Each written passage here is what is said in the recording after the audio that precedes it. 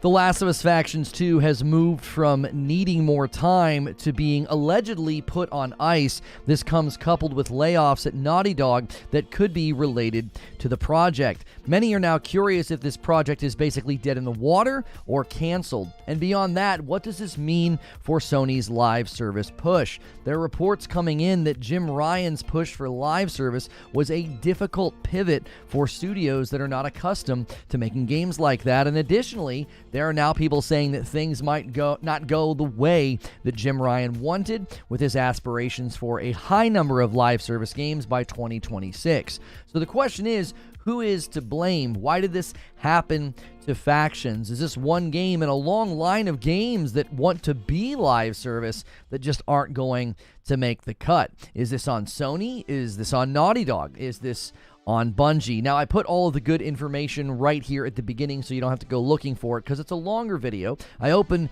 the video with a monologue and then I discuss it with the live audience. If you want to be here for these live shows, make sure you hit subscribe and the bell button so you don't miss them.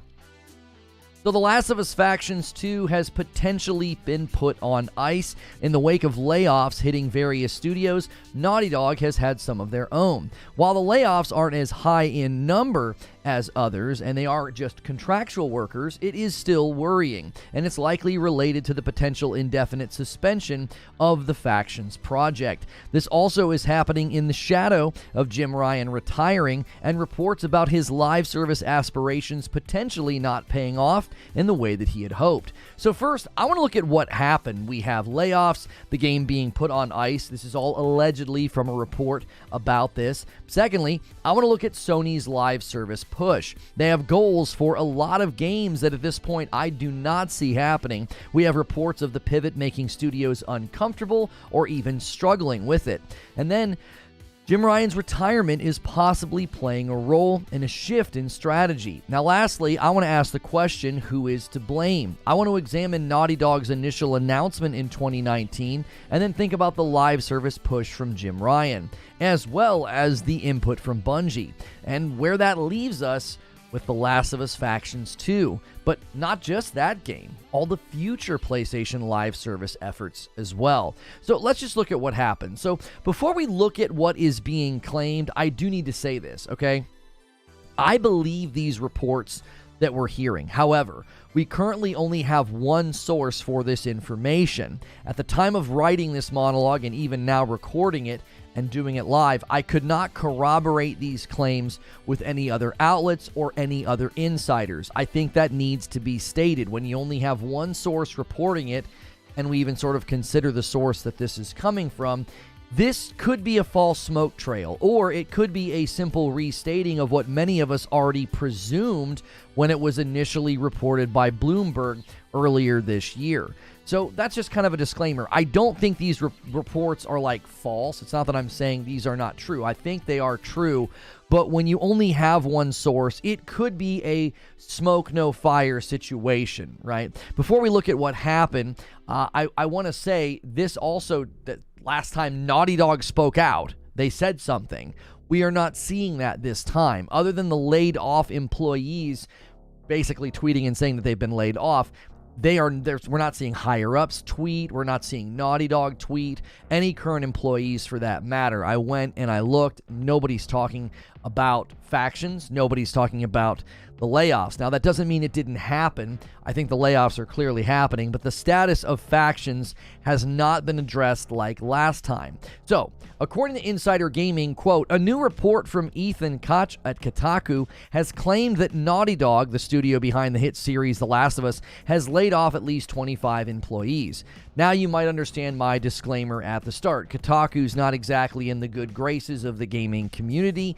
They are the only source for this, okay? I'm not trying to besmirch the outlet. I'm just saying not a lot of people have a whole lot of goodwill and trust for Kotaku. They're the only source reporting this. No other outlet is corroborating, and Jason Schreier hasn't said anything either. Now, he was formerly at Kotaku, so he might not have any interest in tweeting to help out the article and the topic, right? He's probably not trying to drive traffic to them. Makes perfectly good sense.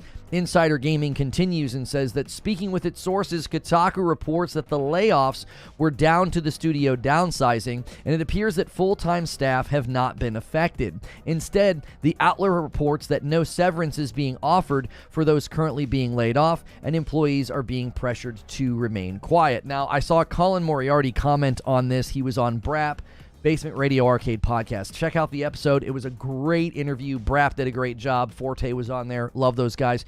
But check out that episode because Moriarty, Colin spoke to this, and he said, look, I don't know why they're saying there was no severance given here. These were contractual workers. Contractual workers don't get severance. Okay, so I tend to agree with that take. I don't know why Kotaku's framing it in this way. It was 25 contractual workers who had their contracts cut short. That is a layoff, but these were not full-time employees being laid off and then just told, yeah, you're not getting any severance. That can get into a bit of a legal mess if you try to do that. These were contractual workers. I'm not trying to take away or diminish the fact that they were laid off. Like, that's terrible. You never like seeing people laid off, but this is being framed in a strange way by Kotaku. Now, this could be why we're not really seeing any tweets. The last time there were tweets about this, there were people and employees saying, hey, let us cook, let us cook. They're being told, look, be quiet. Don't say anything this time. Because the last time this happened, their tweets led to a bunch of theory crafting and rumor mills and probably false trails on what is actually going on because nobody really knows. And so they probably said, listen, you guys can't be talking about this time. Layoffs are never a good thing, but this does seem like a smaller scale effort to downsize, especially when it doesn't affect full-time employees. This is simply the termination of contracts. According to Insider Gaming, affected employees will have their contracts officially terminated at the end of October, it was said. Now, we may get more insight into November because these are contractual workers. They're not getting severance, so they're probably not having to force signage of non-disparagement agreements. So an NDA can be a non-disclosure agreement, but it also can be a non-disparagement agreement where you basically agree you won't talk about what happened. You won't go into details about what's going on at the company. So we may get a classic Jason Schreier tell-all in November. Once these people are no longer under contract, they may be able to speak with the press anonymously. There's 25 of them, so if they do it right, then it won't be traced back to them, okay? So they may be under some type of an agreement with the contract, but since the contract's being cut short, I don't know if they're bound to anything that was in it. There might have been things in there about speaking with the press, or there might have been NDAs that they signed even prior to being hired that even bind them after the fact. I don't know. We'll have to wait and see if we get any more details from those employees once they're no longer at the company. Insider Gaming was good to point out, quote, the report comes during a time when mass industry layoffs are abundant, with the likes of Epic Games laying off 16% of its employees, totaling approximately 1,000 people. I'm curious to see, there are people running with this story as if this is an alarmist situation. Oh my gosh, Naughty Dog's laying people off, right? 25 contractual workers. Let's be fair here, okay? Did those same people cover Epic laying off 1,000 people? What about when Microsoft and Xbox did their own layoffs? What about when 343 did their layoffs, okay? We're seeing industry-wide layoffs. 25 contractual workers at a dev isn't even remotely moving the needle of concern or worry. Concern or worry for the devs, yes, the people who no longer have jobs. That's scary and not an enjoyable experience to go through, but this is not a fire alarm story for Naughty Dog. I think there's a bigger story at play here. I'm curious about the people that are covering this as if this is a dire situation. Did they express the same concern and worry for 343? What about the team working on Perfect Dark? What about Epic Games? These were significantly larger layoffs. The layoffs at 343 were 4 times the amount here. It was close to 100 people, and the team working on Perfect Dark, it was stated that half of them left. Half. So I just say this because I don't think that's the big story. I think people focusing on that are trying to draw this like heightened alarmist attitude to it. It was 25 contractual workers. This is more linked to something bigger. I think the bigger story is the live service push and the factions game being put on ice. I don't think the layoffs is the story. I think it's the catalyst or the insight into the real story. According to Game Informer, within Kotaku's report, the publication says that one of its sources says Naughty Dog's in-development Last of Us multiplayer game is not completely canceled, but is basically on ice at this point. This is what I was trying to say the last time that we covered this. We heard about this, and I said, listen, all signs point to this game being on indefinite suspension, all right? I got a lot of pushback back then, but in response to the Bloomberg report in May, Naughty Dog said the following. So if you thought, no, this game's going forward, this game's okay, you kind of had reason to. Naughty Dog said the following in response to the Bloomberg report in May. They said, "We know many of you have been looking forward to hearing more about the Last of Us multiplayer game. We're incredibly proud of the job our studio has done thus far, but as development has continued, we've realized what is best for the game is to give it more time." Well, putting the game on ice and laying off 25 contract workers doesn't really send a "we need more time" message. It sounds like a soft cancel. In other words, they are suspending the project indefinitely. That's what it sounds like to me, even if they aren't flat out canceling it. They've obviously made progress. They've got something, but it can't launch in the way that they thought. And this isn't a game that I think needs more time, because for all intents and purposes, it seems they will not be working on it for the foreseeable future. At the time, Naughty Dog also said, "Our team will continue to work on the project as well as other games in development, including a brand new single-player experience. We look forward to sharing more info soon." If this is no longer true, I think they should formally announce it. I don't know why you wouldn't formally announce that this game has been indefinitely suspended. They're not going to do anything with it. I can see a future where they do decide to maybe even fold what they built into The Last of Us 3. We know that that's begun production. We know they're working on that, and that's going to be here, I would imagine, in 5 years or so, maybe 5 or 6 years. And then you can fold Factions into it if you've got something built that will work. I do say, though, I think the way they ended their previous response does create a setting where they should update the community. They said, "We're grateful to our fantastic community for your support. Thank you for your passion for our games. It continues to drive us." Given this game mode's history and how they pulled it from The Last of Us 2, I think they owe the community an answer and an explanation if it has been put on ice. I don't think silence on this is excusable. Tell the community what's going on, because you've continued to update us about it, and if it's not coming to the market, if it's going to have to completely change shape or, again, be indefinitely suspended, then just tell people that. I think you owe them that because of the announcement made in 2019, as well as the response in May to the alleged, reports of it being canceled or whatever. They were like, "No, we're still working on it." If that's changed, then tell the public. Now, what does this mean for Sony's live service push? I think it's safe to say that Sony's live service push has seen some internal adjustments. They wanted more than 10 live service games. I think the count was like 12. They wanted at least 10 to 12 by the end of 2026. Now, that was reported in early 2022. It's been almost 2 years, and we haven't seen really any movement on this front. They haven't said anything. GT7, Gran Turismo 7, is obviously one of those games, but I don't think we can count Foam Stars. That's not first party. I mean, maybe we could. Maybe they're helping. I don't know. I don't know if they count it as one of the live service games, because, Foam Stars is not a first party, title. We're not sure if Helldivers 2 is intended to be live service. We're not sure. Colin Moriarty was listing live service games on that podcast with Brap, and he listed Helldivers. I think a lot of us are assuming it's live service, but we don't actually know. They haven't said that yet. It seems the goal to have 10 or 12 live service games launching in 2024, 2025, and then 2026. You would need at least 3 games a year to hit 9, and then I guess you could add that on top of Gran Turismo 7, and congratulations, you got 10. If they're counting the new Bungie live service game, right? We know Fair Games is coming. We know Concord is coming. I mean, maybe they might get canceled if Bungie looks at them and says, "No, this won't work." I don't know if they're counting Marathon in the total either, the game coming from Bungie, because that's not going to be a first-party only title. It's going to probably be multi-plat, according to the contract and all the statements made about the Bungie acquisition. Their future projects will be multi-platform. Some of the slowness or the maybe potential internal shifts or delays with live service, it's likely related to reports that studios were not comfortable with this pivot. According to Xfire, first-party Sony studios are reportedly uncomfortable with the pivot toward games as a service. Now, they're echoing a report from Bloomberg. I'll be honest.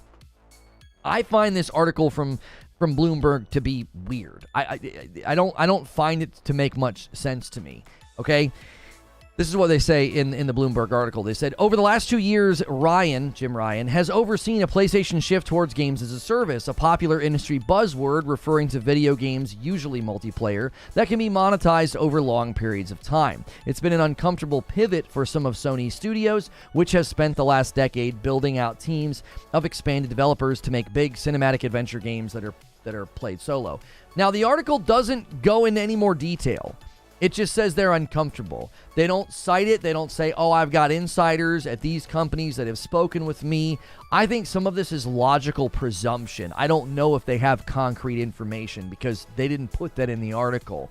Based on what happened with Factions, but also just looking at Bungie's role in the equation, the article acknowledges that Bungie's been brought in to help with live service, but it goes on to say, quote, it took Bungie decades to develop the teams, technology, and production pipelines that have made Destiny successful. And even so, they had some serious growing pains along the way. Even Bungie's expertise has not yet been able to turn PlayStation Studios into a service game factory. This is so silly to say, if I'm honest. Like, the Bungie acquisition closed in the middle of 2022. It's barely been an entire full year. Why would anybody expect a turnaround to be that quick? Like, well, it's been, 14 months and Bungie's turned PlayStation into a live service factory. Like, that seems kind of a weird framing. The way it's framed is if Bungie is yet to be able to do this. If you look at internal documents, there was a ramp up and an onboarding process. Bungie didn't hit the ground running. Like, as soon as the ink was dry in the contract, they weren't throwing Bungie at their studios and saying, hey, look at all of the games that we're trying to make live service, right? It seems weird to do this because the first game they looked at was Factions. I mean, Bloomberg's journalist Schreier, he knows this. He reported on this. So I find the framing in this article to be odd. I do think there could be precedent for the presumption that studios aren't comfortable with this pivot, but the article cites Anthem and the big shift. BioWare shifted away from what they traditionally did. But again, Jason Schreier reported on this. What killed Anthem was not pivoting to something unfamiliar. If you read the autopsy and the postmortem on Anthem, it was years of production wasted by management not making decisions. They built Anthem in 18 months. They built Anthem in 15 months, according to a recent comment from a dev. So the framing here feels strange to cite Anthem as an example of, yep, that's what happens when you pivot away from what you're known for. That's not at all a diagnosis of why Anthem failed. Anthem failed because they didn't build a full game, because they didn't have time to, because upper management wasted years, literal years, changing the vision of the game, changing the style of the game, changing the genre of the game. That's why Anthem failed. That's such a misdiagnosis coming from Bloomberg, coming from the outlet that reported on what happened to Anthem. Now, beyond Anthem, we do have Redfall as an example of a game that a studio didn't want to make, right? It was outside of their expertise. So I can imagine, I don't think it's weird to imagine PlayStation studios who have spent their years building and amassing talent and building out single-player narrative-driven experiences. I could see those studios sort of wincing and recoiling at the idea of building live service games. Even if the studios aren't comfortable, let's say they're not adapting well, an industry insider doesn't think that Jim Ryan's live service plans are going to happen the way that he wanted, right? This is still Schreier, okay? So Eurogamer points to this article and says, Sony's live service pivot, quote, may not pay off the way Jim Ryan had once hoped. So the byline of the article reads, insiders are worried about the company's lack of coherent vision. We're going to pull from that Bloomberg article again. And what Eurogamer highlights is, they say this, the article ends by hinting that, quote, insiders are worried about the company's lack of coherent vision. Again, this is generic. We don't know what this means. None of this was substantiated in the article. The article didn't give us any insight into, well, I've spoken to this studio, or I've spoken to that studio, or I've spoken to these. It was just very, very generic. Some of this could just be garden variety reaction and reluctance to embrace change. It wouldn't be surprising to me at all if there were murmurings at all of the studios like, I don't want to do live service. Are you kidding me? We do single-player games. That wouldn't be shocking to me at all. I honestly don't even think the 10 live service games is doable. The industry is stigmatized against live service games. Gamers can only play so many games in a regular rhythmic basis anyway.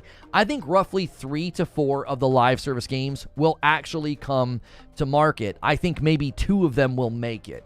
Now, Colin Moriarty, when he was on BRAP, he understands this pivot for Sony. He essentially was saying if they just keep plucking on the same string of the banjo, that could be devastating for them long term. And I tend to agree with him. Sony knows what they're good at, but they can't continue to just do that. If they can get just a few successful live service games out, they would gain more than revenue. They would gain insight and data, and they could couple that with Bungie. It could really bring things to become true when Jim Ryan said they would get more out of the Bungie acquisition than an Activision acquisition, because in his mind, those are revenue streams, those are future content trends that we need to be able to lean into. Everybody's upset that Sony is doing this, but I think everybody's forgetting this doesn't exist on a binary. They're not going to be taking first-party studios and saying, you can't work on anything single player. You can't work on the sequel to Ghost of Tsushima. You got to make a live service game.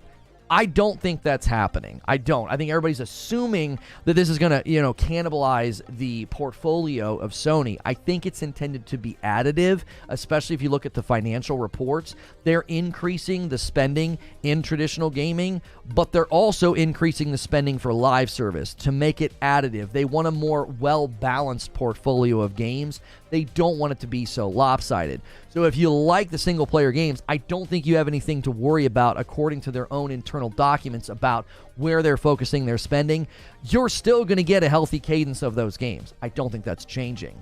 But when we look at Factions 2, we still have to ask the question, the one I put on the thumbnail, who is to blame here, right? I think it's helpful to look at Naughty Dog's official announcement back in 2019. Let me put it on the screen here for you, okay? They said, we wanted to address multiplayer in The Last of Us Part 2. As we've stated, the single-player campaign is far and away the most ambitious project Naughty Dog has ever undertaken. Likewise, as development began on the evolution of our Factions mode from The Last of Us Part 1, the vision of the team grew beyond an additional mode that could be included with our enormous single-player campaign. Wanting to support both visions, we made the difficult choice that The Last of Us Part 2 would not include an online mode. However, you will eventually experience the fruits of our team's online ambition, but not as part of The Last of Us Part 2. When and where it will be realized is still to be determined, but rest assured, we are as big of a fan of Factions as the rest of our community, and we're excited to share more when it's ready. So, from where I sit, I think there's only one way to read this. It sounds like they saw the landscape of live service games in 2019. Things were shifting, okay? I think they felt that Factions outgrew being just a mode, which means they envisioned Factions standing on its own. I think this is their choice. I don't think this came from Sony. I think Naughty Dog thought this could be a live service game. I don't think they had aspirations to launch Factions on its own and then just leave it. And be like, nope, it's just a multiplayer game. Nobody was really doing that anymore. 2019 was a big shift. Everything was changing. 2017, the end of 2017 into 2018 was the boom and the explosion of Fortnite. It changed the entire landscape of gaming. Multiplayer games dramatically changed in what people thought they could get out of them. Jim Ryan came into the head of PlayStation and SIE earlier in 2019. This tweet that I just read you, that was made in September of 2019. Now, I don't think in the first few months of his job, he kicked the door down at Naughty Dog and was like, hey, Factions needs to be live service. I don't think that was the case. It reads more like they were trying to evolve and grow Factions, and as they did, from their own words, it became too big to just be a mode, okay? When battle royales are taking over the gaming space and making tons of money, it stands to reason that they thought they had a product that could stand on its own in a similar way. So the question of who to blame is a complex question. It's hard to blame a company for looking at the shifting landscape of multiplayer games in 2019 and not thinking, We could do that. Factions was a surprise hit with the audience of the first Last of Us game. And the Battle Royale phenomenon felt similarly organic. Fortnite just sort of threw out this mode and it exploded. I think Bungie's long-standing experience brought some sober reality to the room. I think Naughty Dog knows how to make great single-player games, and I think they likely had great ideas for a good Factions mode, but modes don't make for great games. Even the Division Heartland, which was basically the Division survival mode, they were trying to turn that into a game. It's now rumored it's on hold, it's potentially going to get baked into something else or be combined with other things. So honestly, I would blame Bungie, but for good reason I would blame Bungie. It's always better to cancel a game that's not going to do well instead of shoving it out and having it be bad. The Last of Us is a big and valuable piece of property. Thanks to the games, but even more so now, the hit series on HBO really makes this game significantly more important to PlayStation and to Sony. After the poor Last of Us PC port, they cannot afford any more bad or failed launches with the property, because they know that there's all eyes are looking for The Last of Us 3 to be amazing. The pressure on your third game is so immense that we'll likely never see a Half-Life 3 or a Portal 3. But we know we're going to see a Last of Us 3, and Factions could really harm the property on that runway. So blame Naughty Dog, blame Jim Ryan, blame Bungie, blame whomever you want, but the situation makes two things very clear. Live service games are coming, but the road is steep and the road is narrow, and a lot of the games just won't make it. So let me give you my thoughts and my conclusions on this. I think the discussion gets more heated about this in particular. It always kind of strikes me how angry people get about this game. They feel like entitled to it. I think it's because they were more tuned into The Last of Us 2 and the 2019 Factions announcement. I wasn't tuned into the game back then, right? It's frustrating to wait this long for something and then likely have it never launch. And even if it does launch, so much time will have passed that it's not going to make it better, right? People will be glad to finally have it, but like this, the road to its arrival is going to be paved with a lot of disappointment and a lot of frustration. The second thing I want to say is Sony's push to get live service games is almost assuredly not just a Jim Ryan only initiative. I don't know why it's being billed as that, because executives and shareholders are not oblivious to the revenue funnels in gaming, and they likely want a piece of the live service pie. So while I think Jim Ryan's aspirations to have 10 or 12 live service games by 2026, I don't think that happens. I don't think that means that PlayStation abandons the strategy altogether. I don't think they're like, well, Jimmy Boy's gone, so no more live service. I think they're definitely going to continue to try to have successful efforts in this genre of game, because it can generate lots of revenue and it can really help get you out of just one sort of category where you're successful. Their portfolio would be a lot more robust. It would be a lot deeper. My conclusion is this. The stigma and the negativity around live service games reminds me of how the gaming culture reacted to microtransactions. Initial revulsion and criticism and skepticism. And I always said when microtransactions started showing up in games that I played, I said, listen, this isn't going anywhere. The cost of making games is insane. It's 100 times higher or whatever than it used to be. It's significantly more expensive. We looked into this recently. The cost to make like a Mario on the Nintendo 64 and a Zelda, it was like $12 million for both projects, and it was like 200 people. It's like $6 million per project. That's a joke now, okay?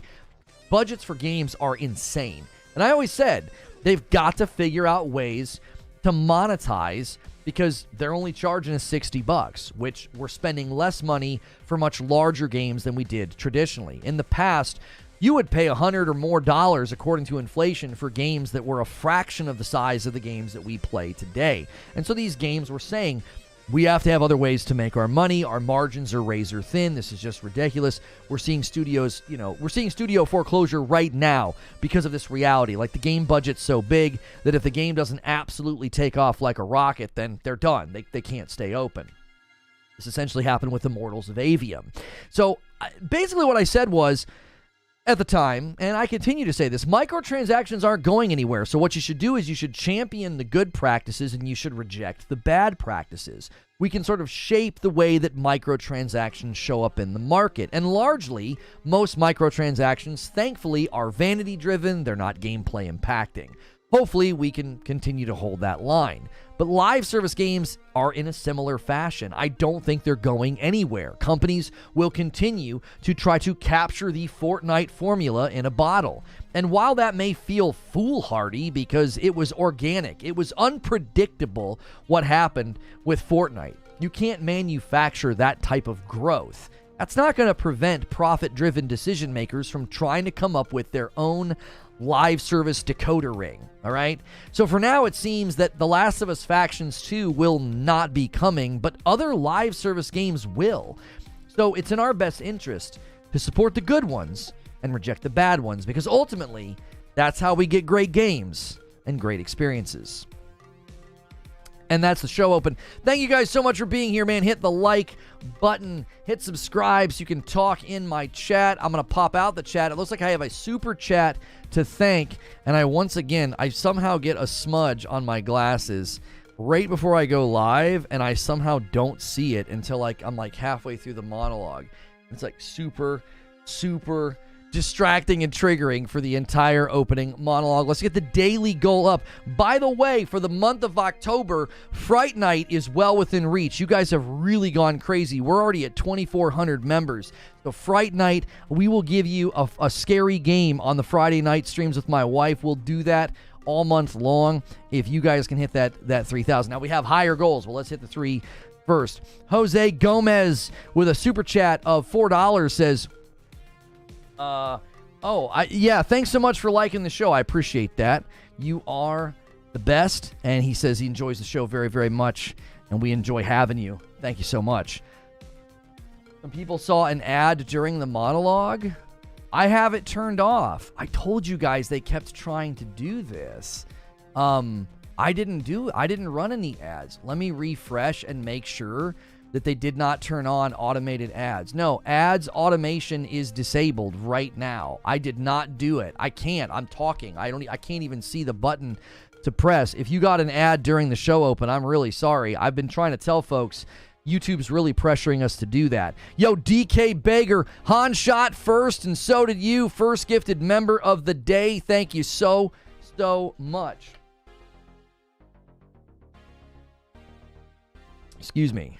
We can blame YouTube. I'm really worried they're just going to start doing that automatically. I really hope that what they decide to do is that they just do it in the chat. They're experimenting with putting ads in the chat, so that way it doesn't disrupt the live stream. People gave me so much grief for saying that the other day. I'm like, listen, man, they're going to do it. They're going to run ads automatically. It was like 3 seconds, no big deal. Fortnite is dead and Apex is dead. Imagine playing that slop. You think those games are dead? They're not dead. Are you kidding me? I think the reason why Sony wants to put out 10 live service games is so they can see 1 or 2 click, and then they can focus on those 1 or 2. Right, and that's what I was saying. I was like, okay, there's no way they're launching all 10 or 12. I think they only launched like 4 of them. I think most of them get canceled. I'm serious. I think most of them get canceled. I think Bungie's going to be like a machete. It's just going to be like, nope, not good enough. Nope, not good enough. I think we'll get like 4. By 2026, I don't mean like lifetime. I think by 2026, we'll get like 4. We'll get 4 of them. And I think 2 of them will succeed. You know? Derek says, I mean, for what it's worth, this is 2 days in a row that your show started without any advert at all on both browser and the TV app. Well, good. Eugene says, if they hadn't spent almost 10 years developing this, hadn't cut the mode from The Last of Us 2 and The Last of Us 1 remake for it, I'd be okay with them shelving a standalone version. Right, and I think that's why I said in my show open, I said, listen, you guys owe the community an explanation. Because you leveled with the community and you said, we're not putting factions in The Last of Us 2. And then when reports come out in May of this year that it's seeing setbacks, you're like, we need to give it more time. You know, we appreciate all your support. The community, you're awesome. Okay, well, if it's been put on ice If it's indefinitely suspended, then I would say it's time to tell the community. I think that's fair. 3 months of membership from Wolf says, hi, how is everyone? Thank you so much, Wolf, for being here. Having that many live service games cut down would really shake my trust in these game types. Not sure it would do the same to the market. Well, here's the thing about a live service game. You have to understand something. If it comes out and it fails, what that does is it creates this almost vacuum of distrust. It's like all the people that went and tried it are like, they didn't even support it. Yeah, they canceled it. Oh, yeah, they shut the servers off. So any other upcoming live service game is going to be viewed through that scrutiny of, well, you guys just did one and you it didn't work. 6 months later, you shut it down. So I think they're far better to try to do a couple, do 3 or 4. And if 1 or 2 of them succeed, then I think that balances out. People are like, okay, well, those ones didn't do well. They sucked. They weren't good, whatever. But these 2 over here, these are great. You try to do 12, you try to do 10, and 2 succeed, those odds are terrible. The average person is going to say, PlayStation doesn't know how to do live service games. You can't launch 10 and have 2 make it. You got to trim down. You got to let Bungie in the room. I think the biggest factor that nobody's considering is most successful live service games fought their way, blood, tooth, sweat, just climbing up a horrible, horrible cliffside to succeed. Like, there have not been any games that have tried to hit the market as live service from day one. Most of them haven't made it. They grow in to live service, or they have enough pull to survive.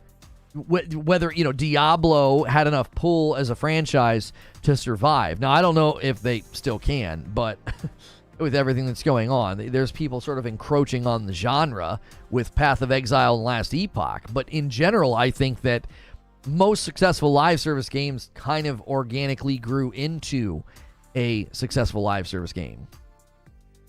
Francistine with 4 months of memberships says, Sony can just revive shooters like Resistance and Killzone. These games have established fan bases, and it's much safer to do. Well, I would say the challenge there is that market is so saturated. If people are playing Fortnite, Apex, and Call of Duty in large quantities, then you're just going to throw a Resistance or a Killzone out there? What's the hook? It's going to be just another shooter. It's going to be just another live service shooter game. If you're going to hit the live service market, you need to have something else. You need to have something unique. You need to have a hook, right? Somebody says, so we trust Bungie now, and this guy kind of tag teams and says, weird, right? They didn't start off great with Destiny both times. I think you're misunderstanding trust. We're talking about confidence in experience, right? This is not a matter of saying, well, Bungie is super trustworthy as a company. I don't think so. I think they're a terrible company. I think they literally paid IGN for a puff piece to glide over their misconduct, right? And they paid people to be quiet, to sweep their misconduct under the rug, okay? I don't trust them. I don't think they're a good company. I think they're a false. They're a paper champion. They're a false savior. I think the veil is slipping on the mask anyway. Their recent thing that they tried to post for the Latin community backfired in their face.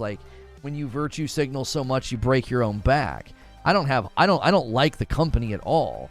But if I want a company looking at my live service game, I want Bungie in the room.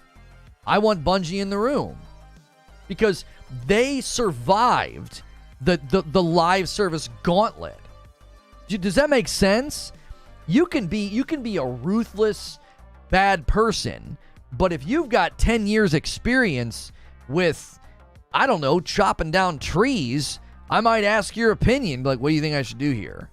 You know what I'm saying? I think their insight into live service, their insight into what works, content rhythm, content cadence, what causes churn, what causes return, what yields highest results, what patterns have we noticed turns into the most conversions, what patterns have we noticed turns into the most money. All of those things they can bring to the table. They're not even attempting, I don't think they're attempting to be like, hey, can you Destinyify every live service game that we have? No, they want their insight. Because this is what Bungie's going to do when they walk into a room with a game like Thelastofus Factions. They're going to walk into the room and they're going to say, all right, what do you got? Okay, cool. What's the concept? What's the POV? What's the genre? What's the identity? Okay. Then the next question is going to be, okay, what's the content loop? What is the player doing? Okay, great. All right. What's the elasticity and longevity of the content loop? What are you doing in the 3rd month? What are you doing in the 6th month? What are you doing 9th month? A year from now, what's the player's experience look like? How are you going to foster rhythmic engagement? What are you doing? And I have a pretty good feeling that Naughty Dog was like, more maps? A battle pass? And they were like, no. You need a content loop that can be laterally evolved to give you elasticity. If you can't do that, then people are going to get tired of running in your little circle. Like what Fortnite does is the map changes, the meta changes, the vehicles, the weapons, the items, it all changes. Why? Well, you basically have to deal with that attention span.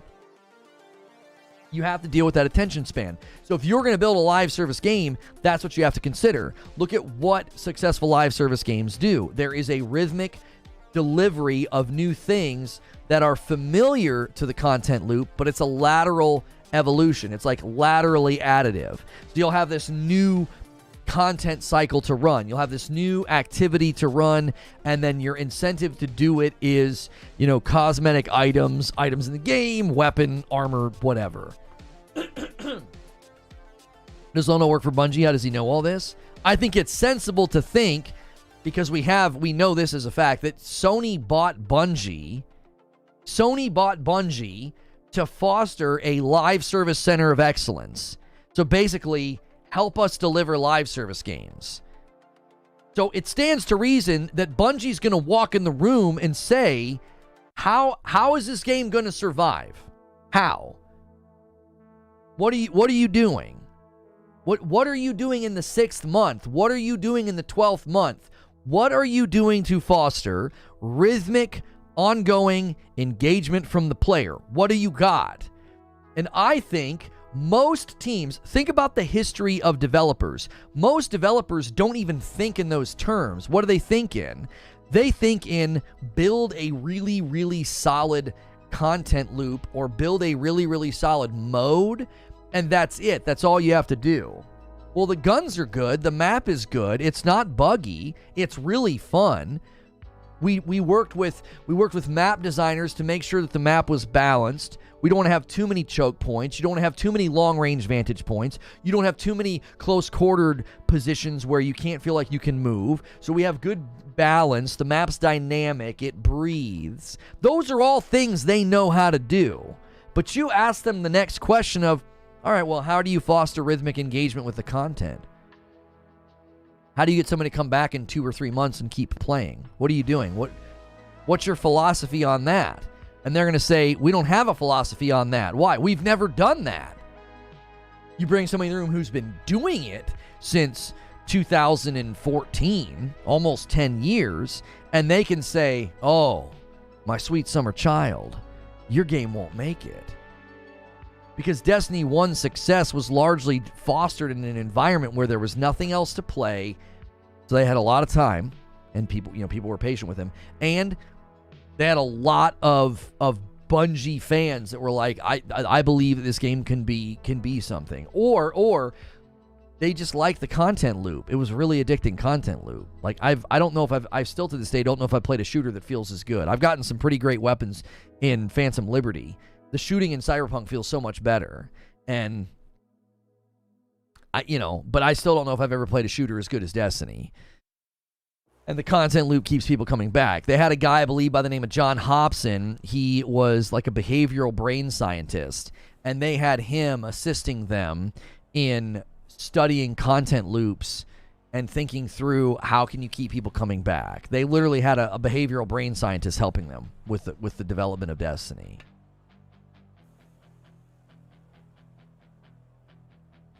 Oh, we have another one of those guys? Okay.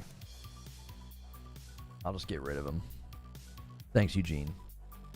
Just another gifted that we don't want here. Let's go to the channel. I want to see how long their channel's been in existence. Yeah, they made it this year in March. Yeah. They're retreating to their other alts, and they're just trying to start fights. Yeah, they're gone. That's probably just somebody on an alt. They're just trying to pick fights. Some of the stuff he was saying didn't even make any sense. Cyberpunk made me feel feelings last night. Well done. Good morning, Hilly. Have you played Apex Legends? Yeah, guys, we banned that guy. He was clearly just trying to pick fights. He was just insulting people. He wasn't having a conversation. He was saying things to get a rise and a reaction out of you. He couldn't get one from me, so he was having to go at you guys. So we removed him. I don't let people do that. You're not allowed to come in here and attack people in the chat.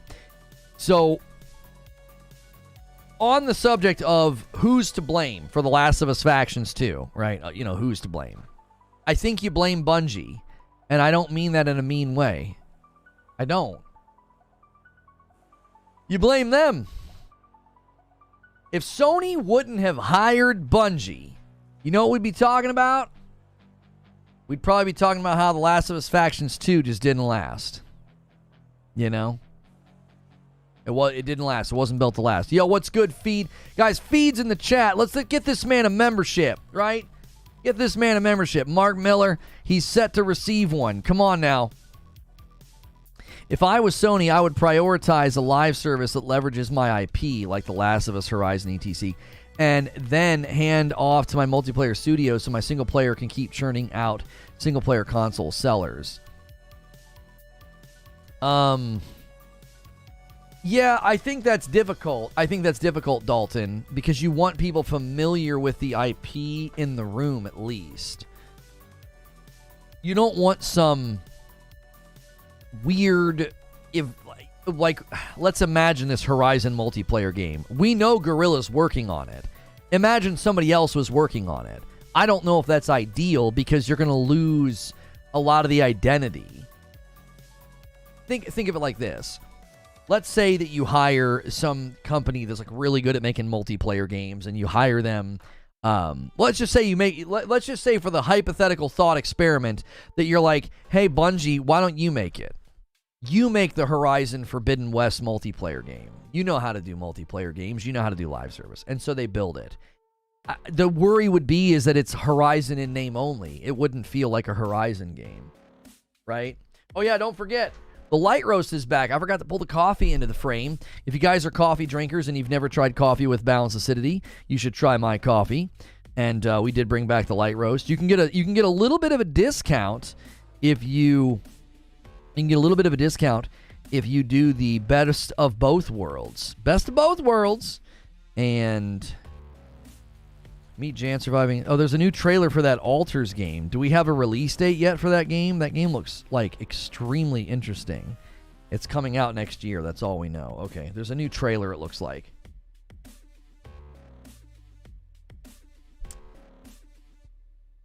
Yeah, and so in my mind, if you have other companies building the multiplayer games, hang on, I got to thank Scotty B. Scotty B, thank you for 17 months and a member plus. Maybe there was too much good content ready at launch, and Bungie said, you can't release this, you will over-deliver. Content needs to be drip-fed. I have a very hard time believing... Stop saying that's not live yet. Oh, I thought we had the best of both worlds. I thought I saw people buying the bundle. I'm sorry. The best of both worlds bundle is not live yet, but just buy both flavors if you're curious. Nice shirt. Oh yeah, guys, we're working with a great company. You're going to see these shirts more often. I think I'm going to rotate their shirts in more often.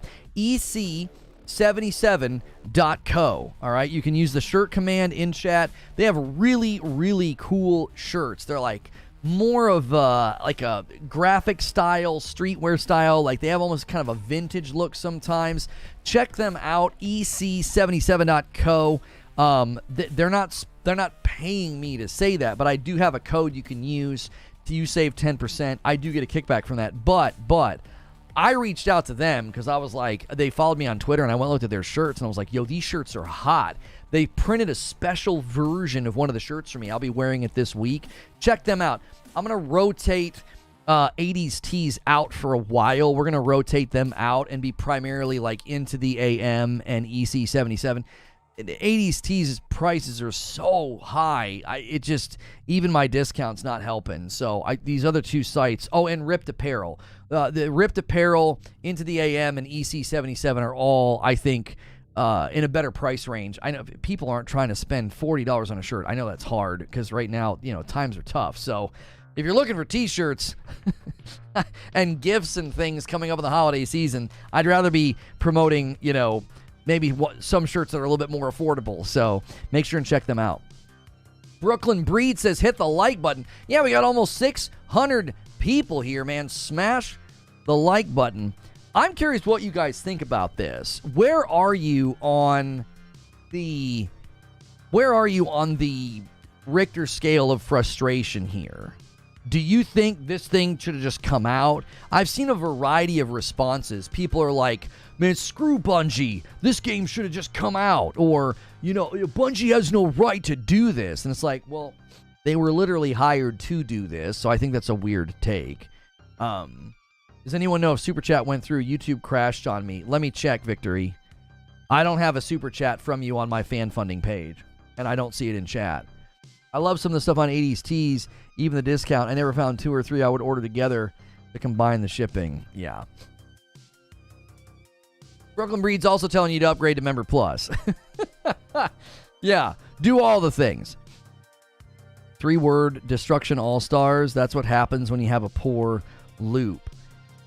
Well, there's a combination of things that you need. If you want a successful live service game, you need a really, really good content loop, but you also need an ongoing content plan. You have to have two things, and they have to dovetail together.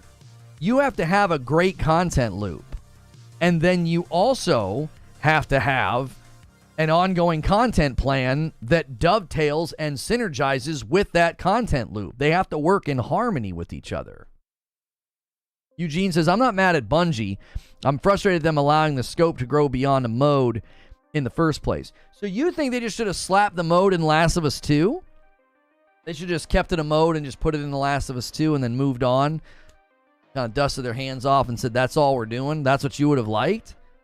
It's like hiring a Burger King to give advice on McDonald's. I don't agree with that. You think you don't like the fact that they hired Bungie to give insight into live service games? Who knows what they're doing in live service games? Who? Why? There's a stigma around live service games because people keep trying to do it and failing. People keep trying to launch a live service game and then they fail. So who are you going to run to for insight into a successful live service game? Who are you going to? I agree, as I said yesterday, the fact that Bungie is saying anything is kind of crazy, but at the end of the day, they are experts. Bungie can't keep T2 running consistently, yet they've hired to advise others on their live service games. So you think they're having issues with servers, connectivity? I think some of the problems with Destiny are that the engine's old. The engine's struggling with some of the stuff that they like to do. And you think that's cause for concern about their input on live service games. Like, I don't get that. So they've had a successful live service game for 9 years. 9. And you're like, no. They're having trouble right now. There's connectivity problems. There's glitches. There's bugs. No, we don't think they know what they're doing. You think Epic would be a better input? I don't agree with that. Do you want to know why? I don't think the Battle Royale format gives you a whole lot of insight. I don't think so. I don't think Battle Royale gives you as much insight as a game like Destiny. I'm with Lono. The guy that did it wrong 1,000 times is a very valuable resource. Right, like that was something that I talked about. Like I gave an analogy a while ago when we talked about this. And I said, imagine that you were going into a part of the country where digging up the earth and building foundations for buildings was like really, really challenging. And the buildings kept falling down. And there was a company that had been doing it for 9 years. And they had a lot of failure and they had a lot of success. Right? Going to that company for insight would be so valuable.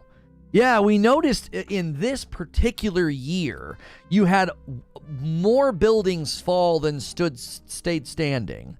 What was it that led to that? And they're like, oh, yeah, we didn't account for irrigation. We didn't account for irrigative systems in neighboring pieces of property, weakening the soil. Oh, so you got to do that now, too, when you go to build houses on this type of land. Yes, we didn't know that. We learned that. That's why that year in particular, more buildings fell than stayed standing. Do you see? You look at 9 years of Destiny, there's some really bad years. Do you know what those really bad years teach you? They teach you what not to do. They teach you, oh yeah, that was one of our worst years. Oh my gosh. Yeah, you remember that, Dave? Woo! We thought we were going to have to close up shop. No, yeah. Here's what you don't want to do. That information is so valuable. A 5 spot from Victory. I hate that all the live service games we know of, this is the game with problems and potentially canceled. This was the game I wanted the most from PlayStation. Not for mere housing, but for industrial plants. Like I'm using a very simple example that if you had a company that was doing a particular thing for 9 years, the really bad years are some of the most beneficial years for you to learn from. Yep. Yeah, 2015 was probably the darkest time for us. And here's why. We did this. We tried to do this.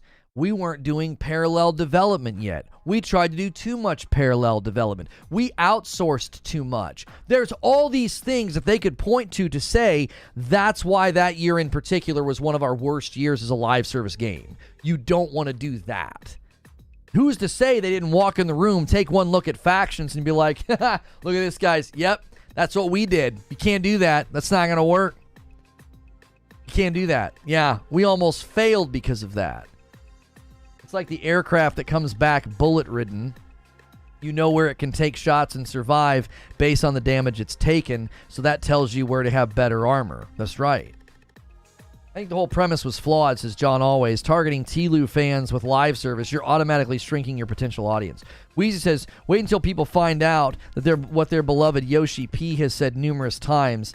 He's a huge World of Warcraft fan, and he looked at WoW when they were rebuilding Final Fantasy XIV. Of course!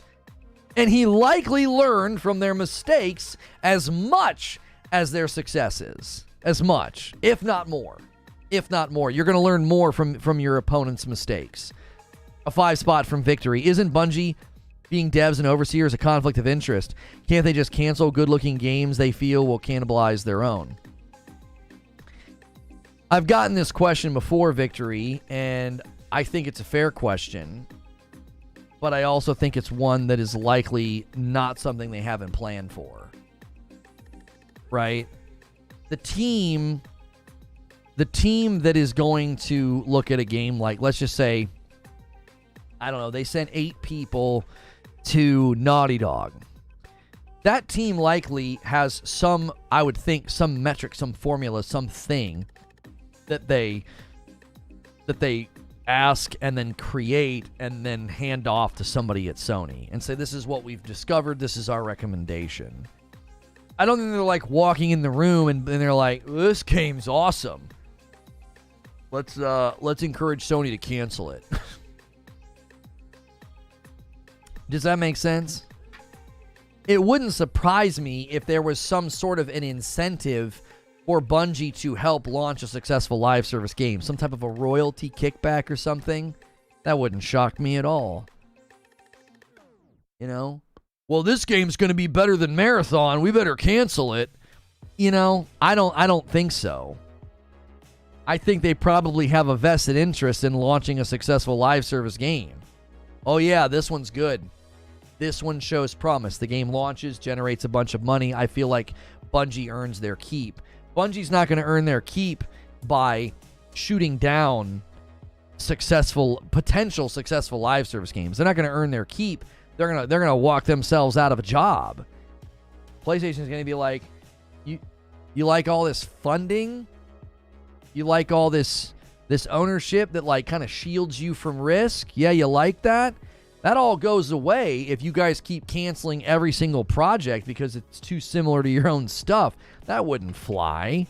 That would be so easy to see. Well, Sony hasn't launched a live service game in the 7 years since Bungie was brought on board. By some sheer miraculous turn of events, Bungie basically cancels every project. Like, that wouldn't work.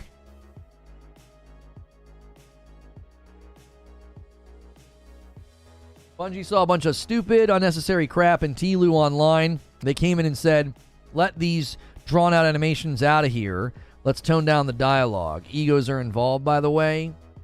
That's a lot of projection and presumption, and that's not contained in anything that we've read or heard. What we heard was Bungie had doubts or questions about the game's longevity. There was not a question of, like, there was no specificity. There was no, like, individual, yeah, too much dialogue in this game. No, it was, we don't know about this game's longevity. We don't know if this is going to last. It would be unfortunate if we had to sell you to Embracer Group. That's true. Factions and Destiny's two vastly different demographics. Sure, there's some crossover fans, but I don't know about they thinking of it of cannibalism. Right. Good launch, good content, good legs, pick 2. Good launch, good content, good legs, pick 2. So you're saying good content with good legs won't have a good launch? Why? If I can only pick 2 and I pick the good content with the good legs, why does it not have a good launch? People have said in not so specific terms is that TLOU Factions was not built with legs. Right. It was, like, again, this is what I was trying to convey earlier. Companies are good at what they've been doing. Nobody, to a certain degree, nobody has been launching successful live service games. So nobody knows what they're doing. They have like an approximation of an idea of what they're doing, but nobody does. Think about it in the realm of, like, I'm coaching, my daughter's soccer team. Yo, Joker Quinn with a single gifted member. Man, the member goal over there was looking a little lonely, and Joker Quinn jumps in and says, I'll help it out. Thank you guys so much. Y'all went crazy yesterday and moved us all the way up to 2,300 members. You keep hammering away at that, and you will definitely hit 3,000, and then we can have some of those. We'll do Fright Nights on Friday night. We're still going to do Friday night streams no matter what, my wife and I, but you can determine what we do, what games we play, things like that. Think about it in, like, I'm coaching my daughter's soccer team, and there's one particular player that's always really strong on every team. Without fail, every team has that one player that knows what they're doing. Well, guess what happens when it's time to pass the ball in? What do? They all look for that player. And that player can be jammed up in traffic, 3 people around them, and they'll throw it to them every dadgum time. And it's like, no. Throw the ball up the line. Throw the ball into open space. Throw the ball in the box. You don't always need to throw it to the good player. Another gifted member from Aaron Claypool. Thank you so much. A little bit of a member train starting. Guys, don't be intimidated by the big member bombs. Those single gifted members add up really, really quick. Thank you so much, Aaron Claypool. He says, choo choo. So the analogy is, everybody right now is trying to figure out live service, and Bungie's out on the field showing that they've got legs. They've got endurance. They're still going after 9 years. Along that road of 9 years, there are corpses all over the place of games that tried to do live service. So what does Sony say? Sony says, well, let's get those guys. They know what they're doing. Yeah, Hyenas just got canceled. Sega's biggest budget game ever. You know what I'm saying? Wheezy says in the members-only Discord, he says, Sony put the game on ice. They saw enough themselves. Reminder, Sony themselves put the game on ice. They saw enough as well to know this isn't good for the market. It isn't the end of the world. It's more of a realistic expectation. More games than we will ever know have been put on ice. Look at the Hyenas game from Sega. They invested so much and canceled it because of the lack of hope for the future of the game and the content, etc. Hey, always snacking. How are you? Haven't seen you in a while. How many Destiny killers are roadkill at this point? That's just so well stated. It's just so well stated. GoldenEye is a great, better to ask for forgiveness than ask for permission story. Released in August 1997, the game made $250 million on a $2 million budget. A major reason was its insanely fun multiplayer mode, which Nintendo didn't ask for, and the developers snuck into the game at the last second. $2 million budget, GoldenEye. What? Games are too expensive. Don't talk about inflation. Game budgets aren't higher. They built GoldenEye on a $2 million budget. That's licensed property, by the way. That was a freaking movie. That was based on a movie, and it cost them $2 million to make. It's hilarious that the devs snuck in the multiplayer mode. I mean, the balls to do that because it's Nintendo, and they snuck it in. And it's the reason for the game's massive success. We're going to ignore this. Crystal Dynamics announces an end to Marvel's Avengers. Yeah, Marvel's Avengers. Dead and on the ground. Another one. Will you be doing a live stream of Spider-Man 2 when it's released? Yes. I will probably just do it the first day. I won't continue to stream it. Viewership always goes down for gameplay because number one, people don't want spoilers, and number two, I'm not known for gameplay. So people love to check it out day of. They're like, what's it look like? How's it feel? What's the graphics like? Awesome, cool, and then they leave. Like, the talk show and the dialogue-driven uploads is mainly what we do here. And then we do the members-only content as well, but we do a live show and an upload every day, or sometimes 2 live shows. We're not really a gameplay-centric channel. Now, sometimes in the near future, you might see a more regular cadence of game reviews from me, but that doesn't mean you're going to see, like, Part 10 of Spider-Man. Does that make sense? Yeah, Anthem 2 canceled by BioWare. Babylon's Fall will shut down less than a year after launch. You know, Avengers shut down. Anthem shut down. So, back to my analogy. Everybody's gassing out on the field and leaving the field. They're all sitting on the sidelines, and Bungie's just running back and forth for 9 years. Yes, they had some trip-ups and some slip-ups. Yes, they had some own goals. But they're still out there. Everybody else is leaving. And Sony says, if we want to build this type of game, we need them on the team. They know how to keep things going. It just stands to good business sense and good reason to say live service games aren't going anywhere. They're endemic to the gaming world right now. There's tons of them. There's really, really successful ones. There's more mid-lane successful ones. Do you ever wonder why games like Elder Scrolls Online just keeps chugging along? Because they have a loyal fan base. And the loyal fan base funds the game and keeps things going. Elder Scrolls Online's not blowing the doors off with their player counts. No way. But you got Elder Scrolls Online, you got Final Fantasy XIV, you've got Destiny. No Man's Sky has morphed into a bit of a live service game. Diablo 3 lasted for a really long time, like 8 years. There's plenty of games that have lasted and have figured it out. Destiny seems to be the most durable for whatever the frick reason. As is evident, says Wheezy, it's really hard to make a game as a service game, especially one with legs. I'm sure the input they got was close to that effect.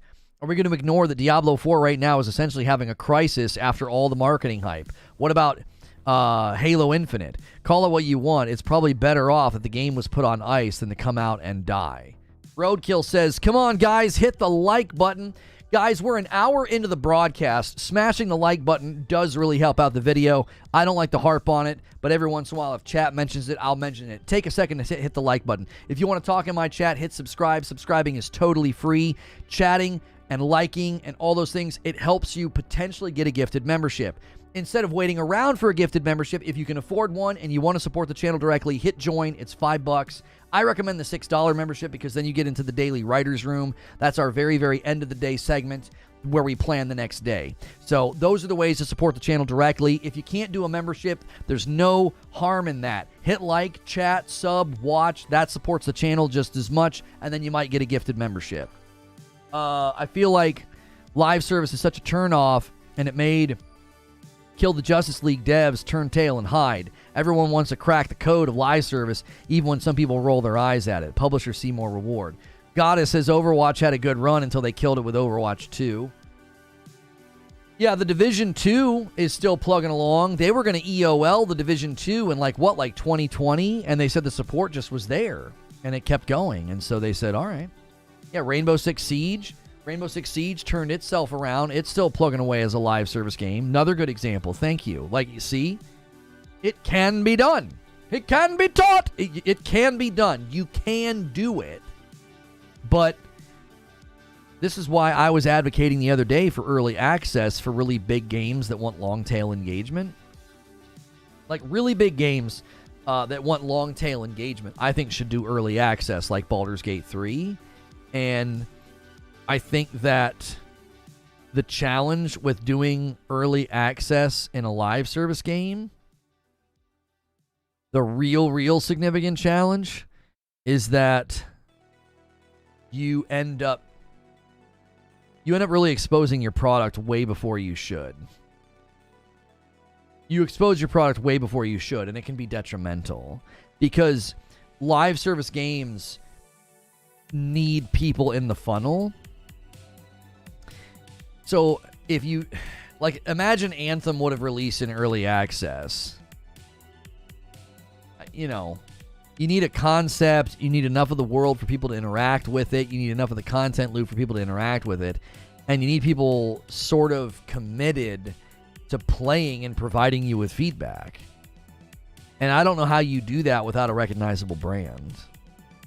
I feel like Factions is a game that could get away with that. Last of Us is a recognizable brand. But I don't know if publishers and companies and developers are open to the idea of doing a live service game in early access. I don't know if they are. I don't mean like 72 hours of early access. I mean like Baldur's Gate 3 released in early access, and for 2 years, they let the community basically help shape the game. It's almost like they should have just kept it as a mode, using the mode to gauge interest and refine the standalone. Yeah, maybe.